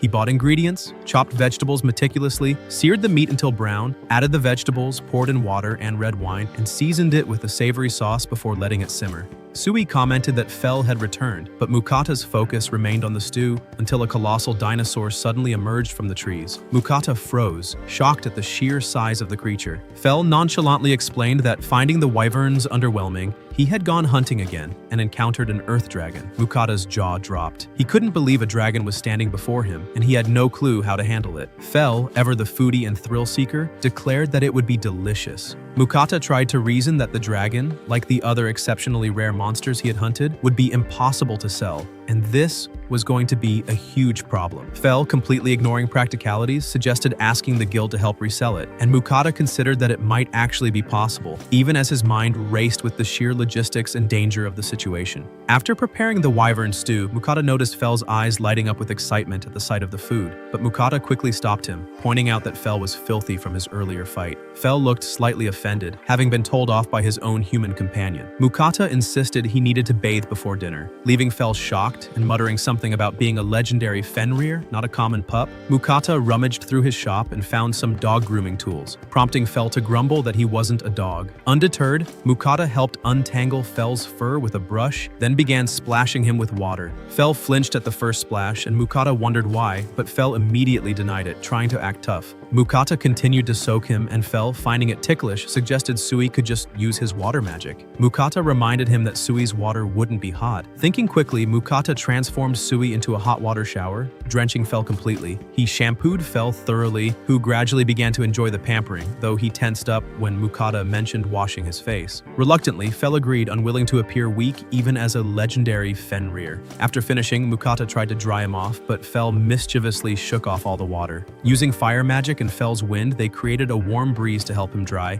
and Mukata couldn't resist commenting on how handsome Fel looked.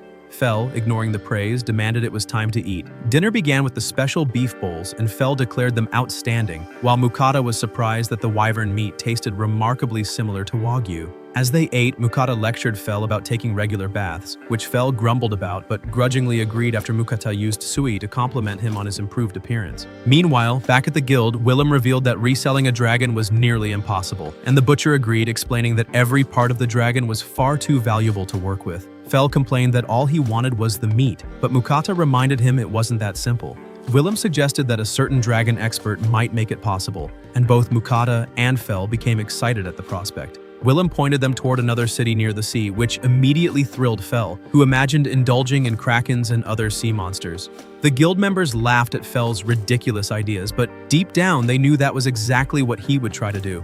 Before leaving, Mukata bid farewell to the people he had met along the way, reflecting on the strange, dangerous, and surprisingly delicious adventures they had shared. Fel, ever impatient, was already eager for the next hunt, dragging Mukata along. Later that day, deep in a creepy forest, a bunch of giant hairy spiders surrounded an innocent little rabbit, ready to make it their lunch. Just when it looked doomed, the mighty Fel swooped in like a lightning god and electrocuted every single spider into crispy charcoal. Fel then asked Mukota if there were any more eight-legged freaks left to fry. Mukota confirmed the coast was clear, but looked disgusted by the hairy corpses littering the ground. Seeing his master cringe, Fel casually mentioned that the spider's insides were actually delicious, because of course, this oversized wolf would call nightmare fuel delicious. As Mukota sighed in despair, baby slime Sui popped out of his bag, mad that Fel wiped out the spiders before it could have some fun dissolving them. Mukota patted Sui to calm it down, but that made Fel jealous. The arrogant dog complained that his master only spoiled the slime. Annoyed, Mukoda reminded him that he literally begged for snacks like a whining puppy. The word snack triggered Fell's one brain cell, and he instantly demanded food. Mukoda had no energy to argue. After all, keeping this walking stomach fed was the only way to survive. He shoved all the spider corpses into his endless storage and pulled out whatever meat he had left. Since the portions were mixed, Mukoda decided to make gyoza. Fell and Sui got curious, but Mukoda told them it'd be a surprise. Mukoda opened his online grocery store to order spices. Of course, Fell wanted premium wagyu again, but Mukoda shut him down, saying he was just buying ingredients. Once everything arrived, Mukoda went full MasterChef mode, chopping veggies, mixing sauces, and blending the meat. After preparing the filling, he made dumpling wrappers and handed them to Sui. The slime helped stuff the dumplings like a happy little factory worker. Mukoda then fried them on medium heat, flipping the pan with pride to reveal a perfect golden plate of crispy gyoza. He proudly began explaining his cooking process, but before he could finish a single word, Fell was already inhaling the food like a vacuum cleaner. One bite in, and the beast turned into a professional food critic, describing the texture and flavor like he was hosting a gourmet show. Meanwhile, Sui happily melted its portion in acid like some bubbly serial killer. Both monsters cleared the entire batch in less than a minute, forcing Mukoda to cook another one. While everyone was busy stuffing their faces, none of them noticed a tiny dragon watching from a nearby tree. When the chaos finally died down, Mukoda sat to eat his own plate of leftovers, only to have a miniature dragon slam into his face. The poor man screamed as the tiny creature clung to him like a living mask. Fell calmly explained that it was a pixie dragon, one of the rarest species alive. Mukoda was shocked, but figured the tiny lizard just wanted food. He waved his chopsticks, and the dragon followed the movement, drooling. Taking the hint, Mukoda gave it a dumpling. The tiny creature hugged the entire thing and took a bite and instantly fell in love. Within seconds, the dragon devoured the whole dumpling and begged for more. Mukoda fed it the rest of his meal, smiling at how cute it looked. But Fell warned him not to be fooled. That small creature could nuke half a continent if it wanted to. The dragon soon glowed and clung to Mukoda's face again. Suddenly, a voice echoed inside his head, demanding more food. Confused out of his mind, Mukoda learned from Fell that the pixie dragon had just declared itself his familiar, which meant another mouth to feed. Mukoda nearly cried at the thought of going broke, while Sui was just thrilled to have a new friend. The tiny dragon, now officially freeloading, complimented Sui's strength. Before they got too close, Mukoda tried to argue that he never agreed to this partnership. But the dragon insisted that free food was worth any hardship. Fell immediately welcomed him, saying that serving a puny human for a few decades was nothing for ancient beasts. Mukoda realized that all the legendary creatures in this world were just food-obsessed freeloaders. When the dragon asked for a name, Mukoda called him Dora-chan. The proud little lizard was offended, claiming such a mighty being didn't deserve such a cute name. But Mukoda refused to change it, especially after the system confirmed it. To make it worse, he discovered the dragon was 116 years old. Sui proudly said he loved his name, making Mukoda smile at his trio of adorable disasters. A few days later, the gang reached the city of Krail. Mukoda registered Dora at the Adventurers Guild, but the attendant told him the guildmaster wanted to see him. The dwarf, Rodolfo, looked thrilled to meet a pixie dragon and called Mukoda into a private room. He explained that monsters in the nearby forest had become aggressive, and he needed help investigating. Mukoda immediately suggested avoiding the forest altogether because, of course, that's what cowards do. Rodolfo, annoyed, reminded him that their city's silk industry depended on those forest creatures. Dora casually mentioned that the forest was probably full of weak spiders and centipedes anyway. Fell confirmed it, saying he'd already wiped them out. When Mukoda pulled out the venom tarantula corpses, Rodolfo nearly had a heart attack. Those were the exact monsters causing trouble. Mukoda thought he was in deep trouble, but Rodolfo revealed the opposite. The forest was overpopulated with spiders, so Fell actually solved their crisis. Overjoyed, Rodolfo told Mukoda he could sell the spider materials and even eat the meat. Mukoda's soul left his body as Fell and Dora drooled at the mention of spider dishes. Sui also wanted to try, so Mukoda gave up and asked Rodolfo to process the spiders. While waiting, they explored the market, where Mukoda found luxurious fabric that cost a full gold coin. He almost fainted at the price, but still bought a pile of it because why not go broke in style? When they returned to the guild, Rodolfo showed them the processed spider meat and explained that the legs tasted best when boiled. Mukoda took one bite of the crispy leg and instantly realized it tasted like delicious crab. His companions caught on immediately, and soon they were having a full-on crab feast. Mukoda grilled more spider legs, but as always, Fell and Dora begged for seconds, leaving Mukoda wondering if he'd ever eat a full meal again in his life. As Mukoda grilled another batch of those weirdly tasty spider legs, Dora suddenly admitted he was glad he'd chased Mukoda all this way. That caught Mukoda off guard, mostly because this smug flying lizard didn't seem like the sentimental type. Dora explained that he kept losing Mukoda's trail because Fel ran faster than a tax collector chasing payday. Mukoda finally connected the dots. Those poor spiders in the forest weren't bloodthirsty monsters at all. They were terrified of Dora's overpowered energy, and Fel just went full genocide mode for fun. Feeling a bit guilty, Mukoda decided the least he could do was pay respects by eating their crispy, buttery remains. You're a victim! After the feast, Mukoda treated himself to a bath he made right in the guild yardis. While he soaked like a rich rittery, Sui floated around happily, and Fel and Dora were passed out in the stables like two overfed house pets. Once clean and refreshed, Mukoda dragged himself to bed, remembering he still had to return the spider shells to Rodolfo. He felt like he'd forgotten something important, but his brain clocked out before he could think. The next morning, Mukoda brought the spider shells to Rodolfo and handed him some leftover food as a thank you gift. The dwarf loved it so much he looked ready to propose on the spot. Feeling generous, Mukoda thought about giving him something better. So he pulled out a literal earth dragon corpse, then immediately realized flashing that around could start a political crisis. After a deep breath, he decided to show Rodolfo anyway. The poor dwarf nearly fainted when he saw it. He told Mukoda that one earth dragon was worth more than an entire kingdom, while Mukoda just wanted someone to chop it up nicely for dinner. Rodolfo, now both impressed and traumatized, recommended a specialist in the city of Dolan. He even handed Mukoda a letter of recommendation, though he warned him that the Dolan guildmaster was a bit strange. And so, the Glutton gang packed their bags and hit the road for Dolan, the so-called City of Dungeons.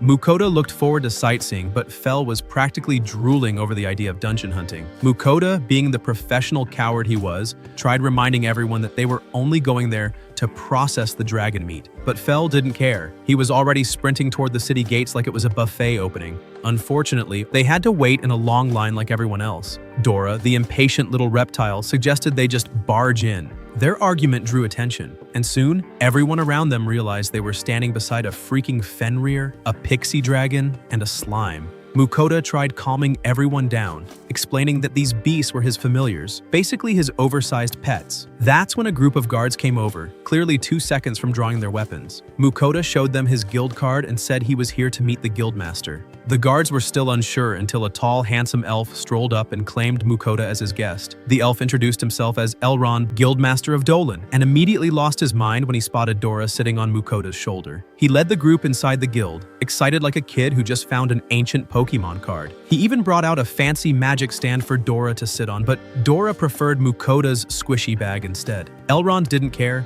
He was already scribbling notes about pixie dragon behavior like a mad scientist. When Mukoda mentioned the Earth Dragon, Elrond's obsession hit maximum level. He dragged Mukoda toward the warehouse to process it, only to be stopped by his assistant Uyghur, who reminded him about a meeting with the Merchant Guild. The death glare Uyghur gave could have killed a troll, so Elrond nervously postponed the meeting. Inside the warehouse, Elrond eagerly asked Mukoda to summon the dragon. He started reminiscing about his youth, how he was once a B-rank adventurer who wasn't even allowed to touch dragon meat. Now, his lifelong dream stood right in front of him, courtesy of a guy who just wanted to cook lunch. The elf's jaw dropped when Mukoda revealed the dragon's massive corpse. He started foaming at the mouth like a kid in a candy store, pulling out weird tools to measure, poke, and analyze everything. His excitement skyrocketed when he realized the pixie dragon wasn't acting like the herbivore that the research books described. Mukoda told him Dora ate meat, and Elrond's brain crashed. Then, when he found out they could communicate through telepathy, the elf almost combusted from excitement. Uyghur had to drag his insane boss away before he tried dissecting someone. He apologized to Mukoda for Elrond's weirdness and promised that the elf was still a top-tier processor. Meanwhile, Fel was getting impatient and asked when they could eat the dragon meat. Elrond tried to lecture him about the value of dragon scales and hides, but Fel only cared about food. The elf then begged to have a bite, but Mukoda told him it wasn't his decision. Fel was the boss when it came to food distribution. Fel, being generous for once, said Elrond could have some as long as he prepared good cuts. After enduring Elrond's endless research talk, the team finally took a break outside. They were completely drained. Fel and Dora complained about the elf's non-stop chatter, like he was the world's most annoying podcast host. Elrond hadn't even finished processing the dragon yet, which only made things worse. Seeing his crew exhausted and hangry, Mukoda decided to open his online store and cook something quick.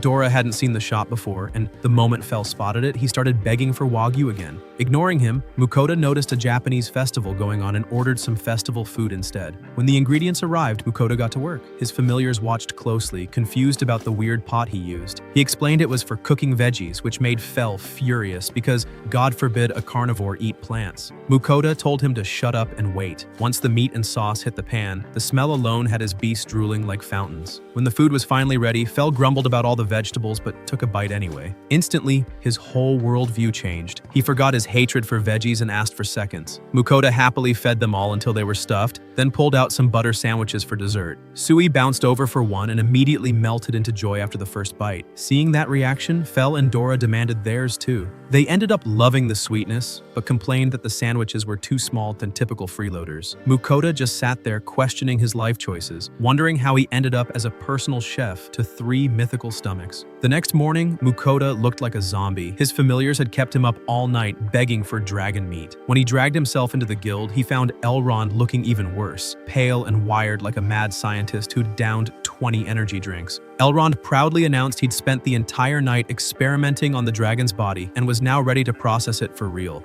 With trembling hands, he grabbed the guild's treasured mithril knife and went in for the first cut, but only for the blade to shatter like cheap glass. Everyone froze. Elrond fell to his knees, crying like he'd just lost his life savings. Fel bluntly asked how he planned to process the dragon now, and Elrond admitted he'd need a blade stronger than mithril. That news hit Fel like emotional damage. The mighty Fenrir collapsed dramatically, whining about his ruined life. Uyghur explained they'd need fresh mithril ore from the dungeon to craft a new blade. Fel instantly jumped up, ready to storm the dungeon like a mad beast, but Mukoda stopped him. He warned that if Fel went berserk, the whole world would know about them, and peace would be over. That sobered him up real quick. To cheer his sulking crew up, Mukoda decided to cook something comforting. He took some thinly sliced orc meat, tossed it with leftover veggies, added sauces and spices, then poured it all over hot rice. Simple, quick, and delicious. Even Fel forgot his dragon heartbreak after the first bite, but Mukoda knew this wasn't over. He still had a dragon to deal with. Meanwhile, up in the divine realm, the 4 goddesses were throwing a tantrum because Mukoda hadn't sent them any offerings. Their pity party got interrupted when 2 male gods appeared, Hephaestus, the blacksmith god, and Vahan, the god of war. The guys called out the girls for bullying Mukoda into being their snack provider. When Mukoda heard blacksmith god, he immediately asked if Hephaestus could fix his knife problem. The god agreed, but demanded alcohol as payment because apparently divine hangovers are a thing. The god of war, on the other hand, just wanted to browse Mukoda's online supermarket like it was a toy store. Ignoring the chaos, Hephaestus tried blessing Mukoda, but realized the man had 0 blacksmith talent. Instead, he spotted Sui and said the slime had great potential.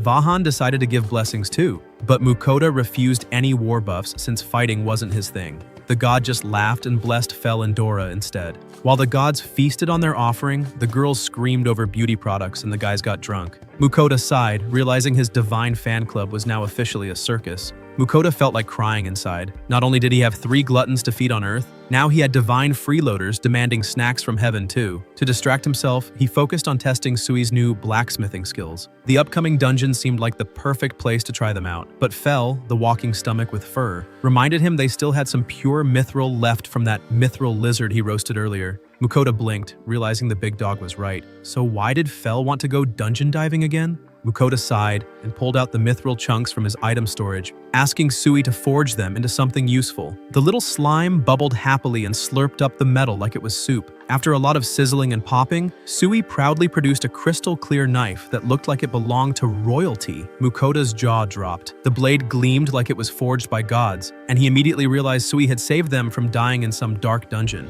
Fel, of course, got mad because it meant no new monsters for dinner. Later, Mukoda stopped by to check on Elrond, who looked like he'd hit rock bottom. The poor elf was losing his mind, muttering about how there wasn't a single blade better than mithril. Feeling generous and a bit guilty, Mukoda handed Uyghur the knife Sui made and told him to give it to his master. Elrond nervously tested it on the dragon's skin, praying it wouldn't break like the last one. When the blade sliced through the tough scales like butter, Elrond's soul left his body. He couldn't believe the quality and immediately demanded to know who made it. Mukoda, not about to expose his slime's genius, just smirked and said it came from a special source. The elf nearly begged for the secret but restrained himself before returning to work. He told Mukoda the dragon processing would take 3 days at least. Fel was furious. 3 more days without dragon meat? That was basically torture. Mukoda told him to chill since carving up a whole dragon wasn't like slicing bacon. Fel eventually agreed but suggested they explore the dungeon in the meantime. Mukoda instantly refused, terrified of dying a stupid death underground. But when even Sui started bouncing with excitement, he knew resistance was pointless. Soon, they arrived at the dungeon's massive entrance. The receptionist warned them that clearing it could take up to a month and that no one had ever reached the bottom floor before. Mukoda instantly considered running back to town, but Fel's deadly glare stopped him mid-thought. So, thinking fast, he said they'd need tons of delicious food first, unless Fel wanted to eat moldy rations in the dark. That argument worked like a charm. Mukoda took the gang on a shopping spree. He bought piles of vegetables, spices, and other ingredients for dungeon cooking. That's when he noticed a huge magic stove outside a store. Fel was confused why they needed something that big, but Mukoda explained it would help cook large meals. The shopkeeper popped out like a salesman possessed, bragging that the stove even had an oven strong enough to roast an entire cockatrice. Mukoda's inner chef was instantly tempted, until he heard the price, 860 gold. He nearly fainted on the spot. But then his 3 freeloaders surrounded him like mafia enforcers demanding payment. With their hungry stares burning through his soul, Mukoda reluctantly bought the overpriced stove. That night, he cooked dinner using his new toy, giant stockpots bubbling with fresh meat while his beast drooled all over the floor. The next day, he started prepping meals for the dungeon, enough to survive a mini-apocalypse. First, he braised orc general meat till it melted like butter. Then came red boar cabbage rolls, followed by a spicy beef and veggie stir-fry. He tossed in every leftover ingredient he had to make a thick orc meat soup, then whipped up a rich wyvern stew dripping with gravy. Fel tried to help by stealing bites every 2 seconds. When everything was finally done, Mukoda felt proud and exhausted.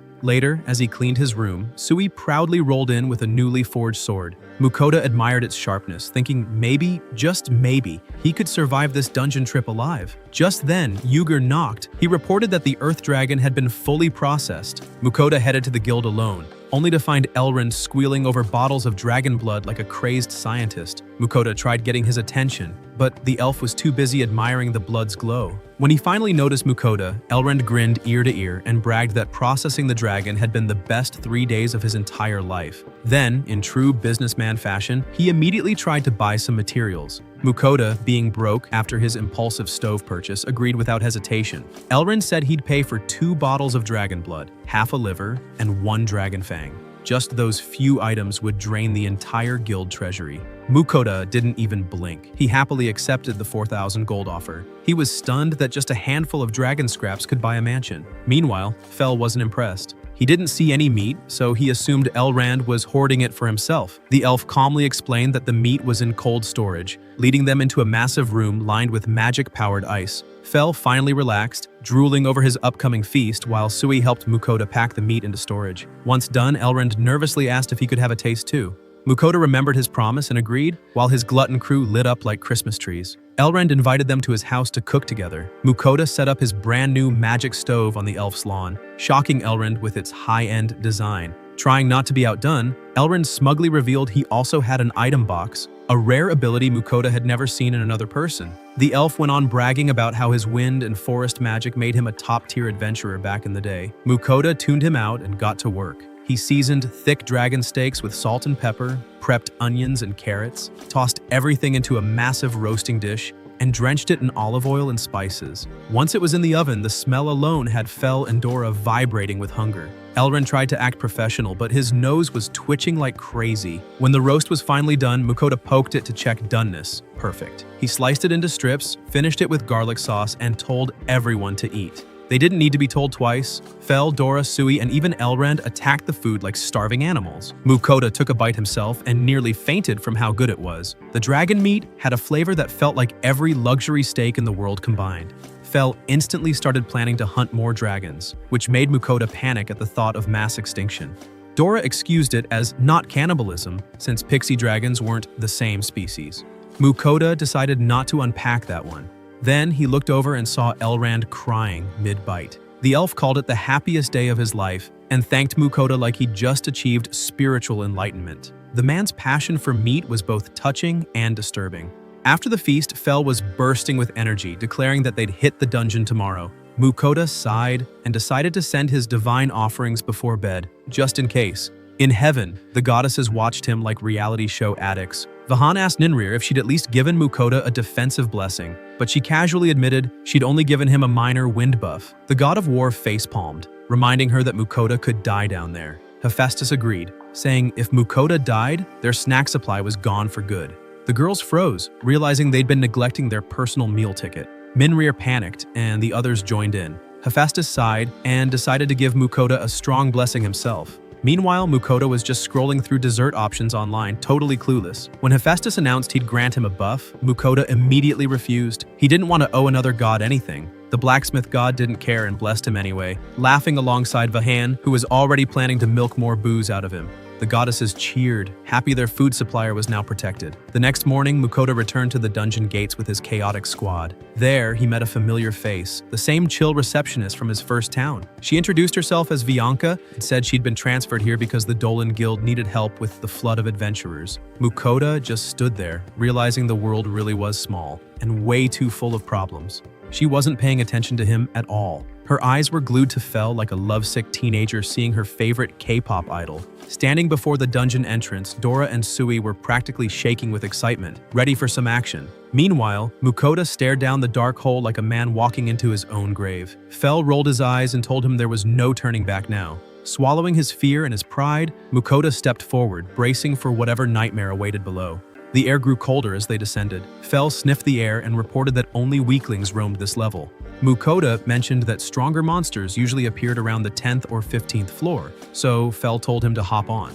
He'd skip the boring parts. Before Mukoda could refuse, Fel blasted off like a rocket, ignoring his master's high-pitched screams echoing through the stone halls. Monsters exploded left and right as Fel bulldozed his way forward, leaving nothing but dust and trauma behind. Suddenly, an arrow shot out from the shadows, narrowly missing Mukoda's head, but Fel's barrier deflected it with ease. The wolf explained that Mukoda had stepped on a trap. That sent Mukoda into a panic. How could a natural cave have mechanical traps? Fel casually dropped lore bombs, saying every dungeon was a living creature that lured humans with treasure just to eat them later.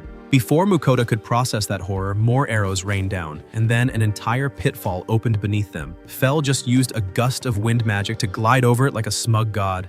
Mocking the dungeon for being pathetic, Fel strutted forward as Dora and Sui cheered him on like proud children. After some relentless running, they reached the 10th floor. Mukoda asked what the plan was, and Fel said the monsters here were still weak. The boss was just a venom tarantula. Dora looked insulted by how easy that sounded. Fel didn't even hesitate and charged straight to the boss room. At the gate, they found a bunch of adventurers trembling like leaves.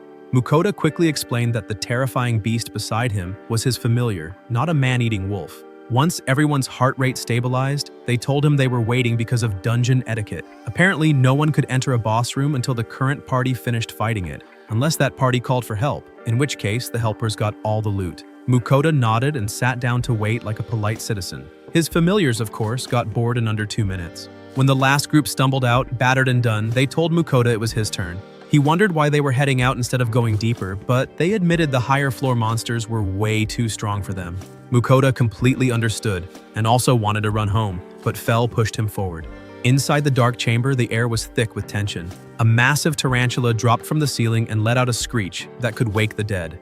Mukoda screamed louder, but Dora casually blasted it with a fireball so strong it could have roasted Thanksgiving dinner for a kingdom. The creature disintegrated, leaving behind shiny loot. Mukoda picked up a huge spider leg, realizing the dungeon automatically cleaned and processed the drops for him. Neat and a little terrifying. Fel didn't let him rest and charged straight to the next level, where an orc general appeared as the new boss. Before Mukoda could even think of screaming again, his team turned the hulking monster into pork chops within seconds. Eventually, the group grew tired from mana drain and hunger pangs. Mukoda suggested they stop for dinner, and Fel found a large resting room already packed with adventurers. To Mukoda's surprise, he spotted a familiar face, Werner. Werner happily greeted him, and they shook hands like old friends. Mukoda explained he'd planned to visit the ocean city of Berlion, but Fel dragged him into this hellhole instead. The group laughed as they noticed Mukoda's new companions. Dora caught everyone's attention first, and Mukoda proudly introduced him as a pixie dragon. Then they spotted Sui, and Mukoda jokingly called it his slime-shaped nuclear weapon. The girls in Werner's party instantly melted over how adorable Sui looked, while Werner asked how Mukoda kept attracting rare mythical pets. Mukoda sighed, saying they only followed him for food. Deciding to share his misery and some of his cooking, Mukoda offered to share dinner. Werner hesitated, knowing Mukoda's food was worth more than his life savings, but he couldn't resist. Mukoda pulled out steaming wyvern stew and paired it with some of their bread. The aroma alone almost caused a riot. Everyone hesitated for half a second before devouring it like hungry wolves. The reactions were unanimous. It was divine. When they asked what meat it was, Mukoda casually said, "Wyvern," and they nearly choked to death. Werner apologized for eating such a priceless dish, but Mukoda reassured him there was plenty. Fel and Sui had hunted enough wyverns to feed a small nation. Once everyone ate their fill, Werner's team thanked him and left to explore the floor further. Fel immediately demanded they move deeper again, eager to find tougher prey. Their rampage resumed. Every dungeon boss they met got obliterated like a tutorial enemy. When they reached the 16th floor, the place grew darker, colder, and meaner. Fel explained that deeper floors were always more dangerous, right before he accidentally stepped on another trap. The ground shook violently as a giant boulder dropped from the ceiling. Mukoda screamed. Fel blasted it to pieces with a gust, and Mukoda got slammed into the floor by the shockwave. After recovering from that humiliation, they reached the 20th floor. Dora smugly asked if Mukoda was impressed yet, but he was too busy checking on Sui, who had found a small hole in the wall. Inside was a treasure chest. Mukoda praised Sui like it just discovered Atlantis, but before he could open it, Fel yanked him back, warning it might be trapped. Using his appraisal skill, Mukoda confirmed it was rigged with poisonous gas strong enough to melt lungs. He sighed in defeat, but Fel offered to open it since divine blessings made him immune. Before Fel could move, Ninrir's voice echoed in Mukoda's head, reminding him that since he already had 3 minor blessings, their combined effect was equal to a major one. She cheerfully told him to enjoy the dungeon. Feeling slightly safer, Mukoda took a deep breath and opened the chest himself. A puff of green smoke exploded in his face. When it cleared, the chest was empty. He stood there fuming. He just risked his life for air. Determined to get real loot this time, Mukoda pushed deeper until he found another chest. Bigger, shinier, and definitely suspicious. He scanned it and discovered it was a mimic. This time, though, he felt brave. He unsheathed his mithril sword and approached, only for the chest to sprout teeth and lunge at him. He screamed, flailed his sword wildly, and somehow sliced the monster into pieces. When it died, it transformed into a real treasure chest full of gold, jewels, and accessories. Finally, some payback. Dora then spotted the door to the 22nd floor, so they descended. To everyone's surprise, the gloomy dungeon halls opened into a wide-open sky, like stepping into another world. Even Fel was impressed. Mukoda, however, felt his anxiety spike. Open skies meant flying monsters, and he already hated heights. Before he could voice his fears, Fel said he sensed a familiar aura nearby and sprinted off. The group entered a clearing, straight into a swarm of giant killer mantises. Mukoda's soul left his body for a moment, but Fel blasted them all into crispy fried bugs before anyone else could move. Dora and Sui yelled in protest. They wanted to fight too.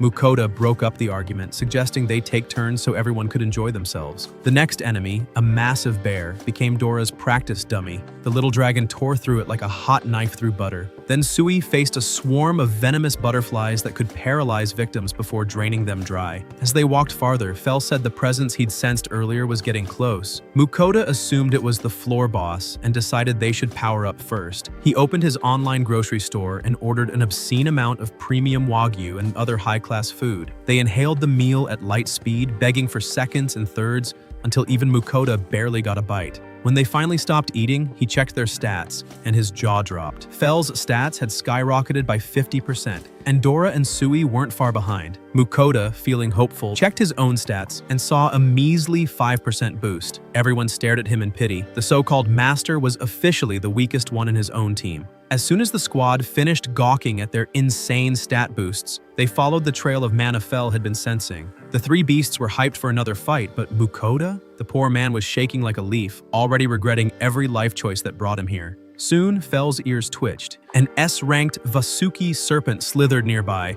One glance at that massive snake and Mukoda's soul nearly left his body. The beast was gigantic, and its venom could probably rot a city block, but Fel casually told him not to worry. Blessings would protect him. That didn't calm him down at all. Meanwhile, Sui and Dora were fired up and ready to scrap, while Mukoda hid behind a tree like a discount ninja, praying to survive. Fel reminded him that he also had divine protection, but Mukoda clearly wasn't blessed with courage. Tired of babysitting a coward, the beast charged forward. The serpent spat a cloud of poison thick enough to melt lungs, but the squad just shrugged it off. Fel paralyzed the creature with a thunderbolt. Sui splashed acid all over its neck, and Dora flew in and drilled straight through its skull. The monster didn't even get a second chance. The legendary trio sent it to snake heaven instantly. Mukoda peeked out from behind his tree, looking less proud and more traumatized. After looting the area, Fel found a glowing teleport circle and warned that everyone needed to touch it together, or someone would get left behind.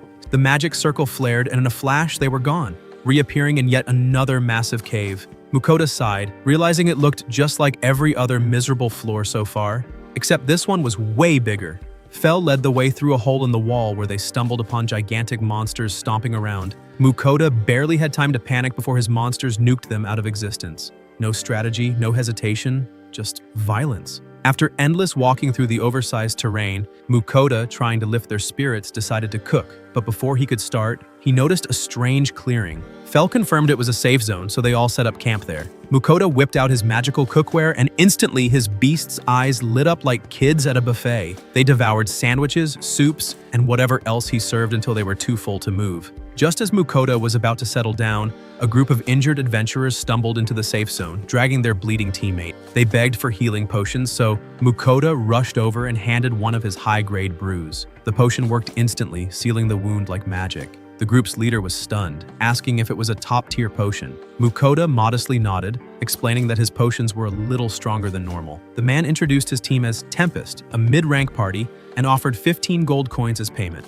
Mukoda thought that was way too much and instead gave him a few low-grade potions for the money. The leader was touched by his kindness and explained what had happened. Their team had run into 3 Spriggans in the boss room and barely made it out alive. Mukoda blinked. Even one Spriggan sounded bad. Fel explained that those things were bigger than minotaurs and just as nasty. The adventurer said that during their first run there'd only been 1, but when they returned, 3 had spawned. They were forced to retreat or die. Still, the man assured Mukoda that with a Fenrir on his side, he'd be fine. Mukoda awkwardly laughed, realizing even other parties knew about his murder mutt. After thanking him again, the Tempest team decided to head back to the surface at sunrise. Fel, half asleep, told Mukoda to quit worrying. He'd handle the Spriggans tomorrow. Mukoda reluctantly agreed and went to bed. By morning, the team was back on the move. They reached the Spriggan boss room soon after. The 3 massive monsters sat cross-legged like bodybuilders meditating before a workout. But his squad didn't hesitate. Within seconds, the beasts charged and reduced the Spriggans to dust. Mukoda picked through the loot and found a magic bag that could store items without time stopping inside.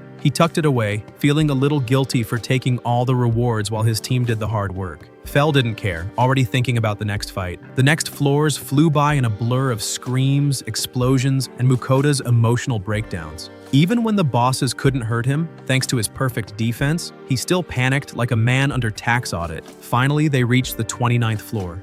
Mukoda couldn't believe they were almost done. He stepped onto the teleporter and immediately regretted it. The new floor wasn't a cave. It was a scorching desert, endless sand, blinding light, and misery. Fel and the others loved it at first, but 10 minutes later, they were all dying of heat stroke.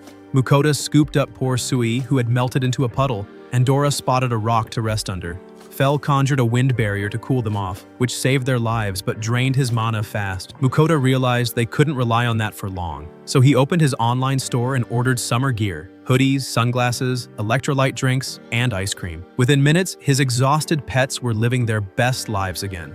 Unfortunately, as soon as they started walking, reality punched them in the face again. The heat was unbearable. Fel reminded them that nights would be freezing, so they needed to cover as much distance as possible before dark. Along the way, they ran into giant sandworms, but Fel turned them into ash with a flick of lightning. When night fell, the temperature dropped hard. Mukoda was shivering like a frozen popsicle, while Fel casually mentioned it was even colder outside his barrier. Desperate, Mukoda ordered heating pads, warm clothes, and started cooking hot udon noodles.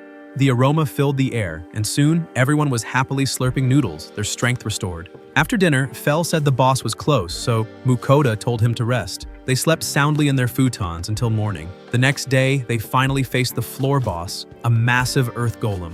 One lightning bolt and the creature shattered into rubble.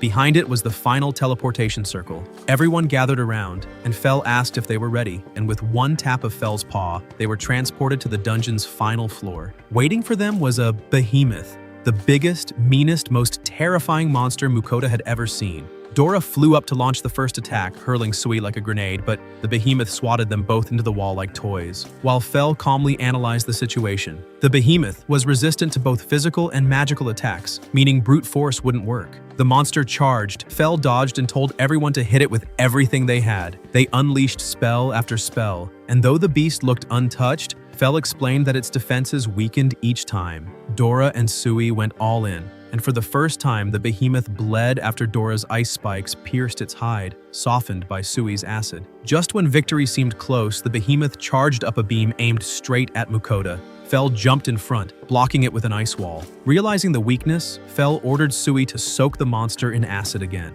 The slime grew to massive size and drenched the behemoth in a sizzling bath, its armor melting away. He charged up his ultimate thunderbolt, a blinding streak of light, and blasted the behemoth's heart a clean point through. As the beast faded into dust, Mukoda dropped to his knees, half in awe and half exhausted. He dug through the loot and found a legendary sword, Calibolg. Just holding it felt like touching pure history. He quickly stored it in his item box before Fel could ask for a chew toy. Fel then demanded food, of course. Mukoda sighed, asking why they couldn't wait until they got home, but the beast's hungry glares left him no choice. He pulled out his cookware and started frying everything in sight, meat, veggies, anything edible. Soon they all sat down, eating like champions. After an endless journey, deadly monsters, and enough trauma to fill a therapy book, Mukoda finally relaxed, watching his overpowered, food-obsessed family stuff their faces. And that's the end of today's chaos. If you survived till the end, you're an absolute legend. So let's see who the real ones are. Comment, "The slime did it again" down below. And don't forget to like, subscribe, and prepare yourselves, because the next recap's gonna be even wilder.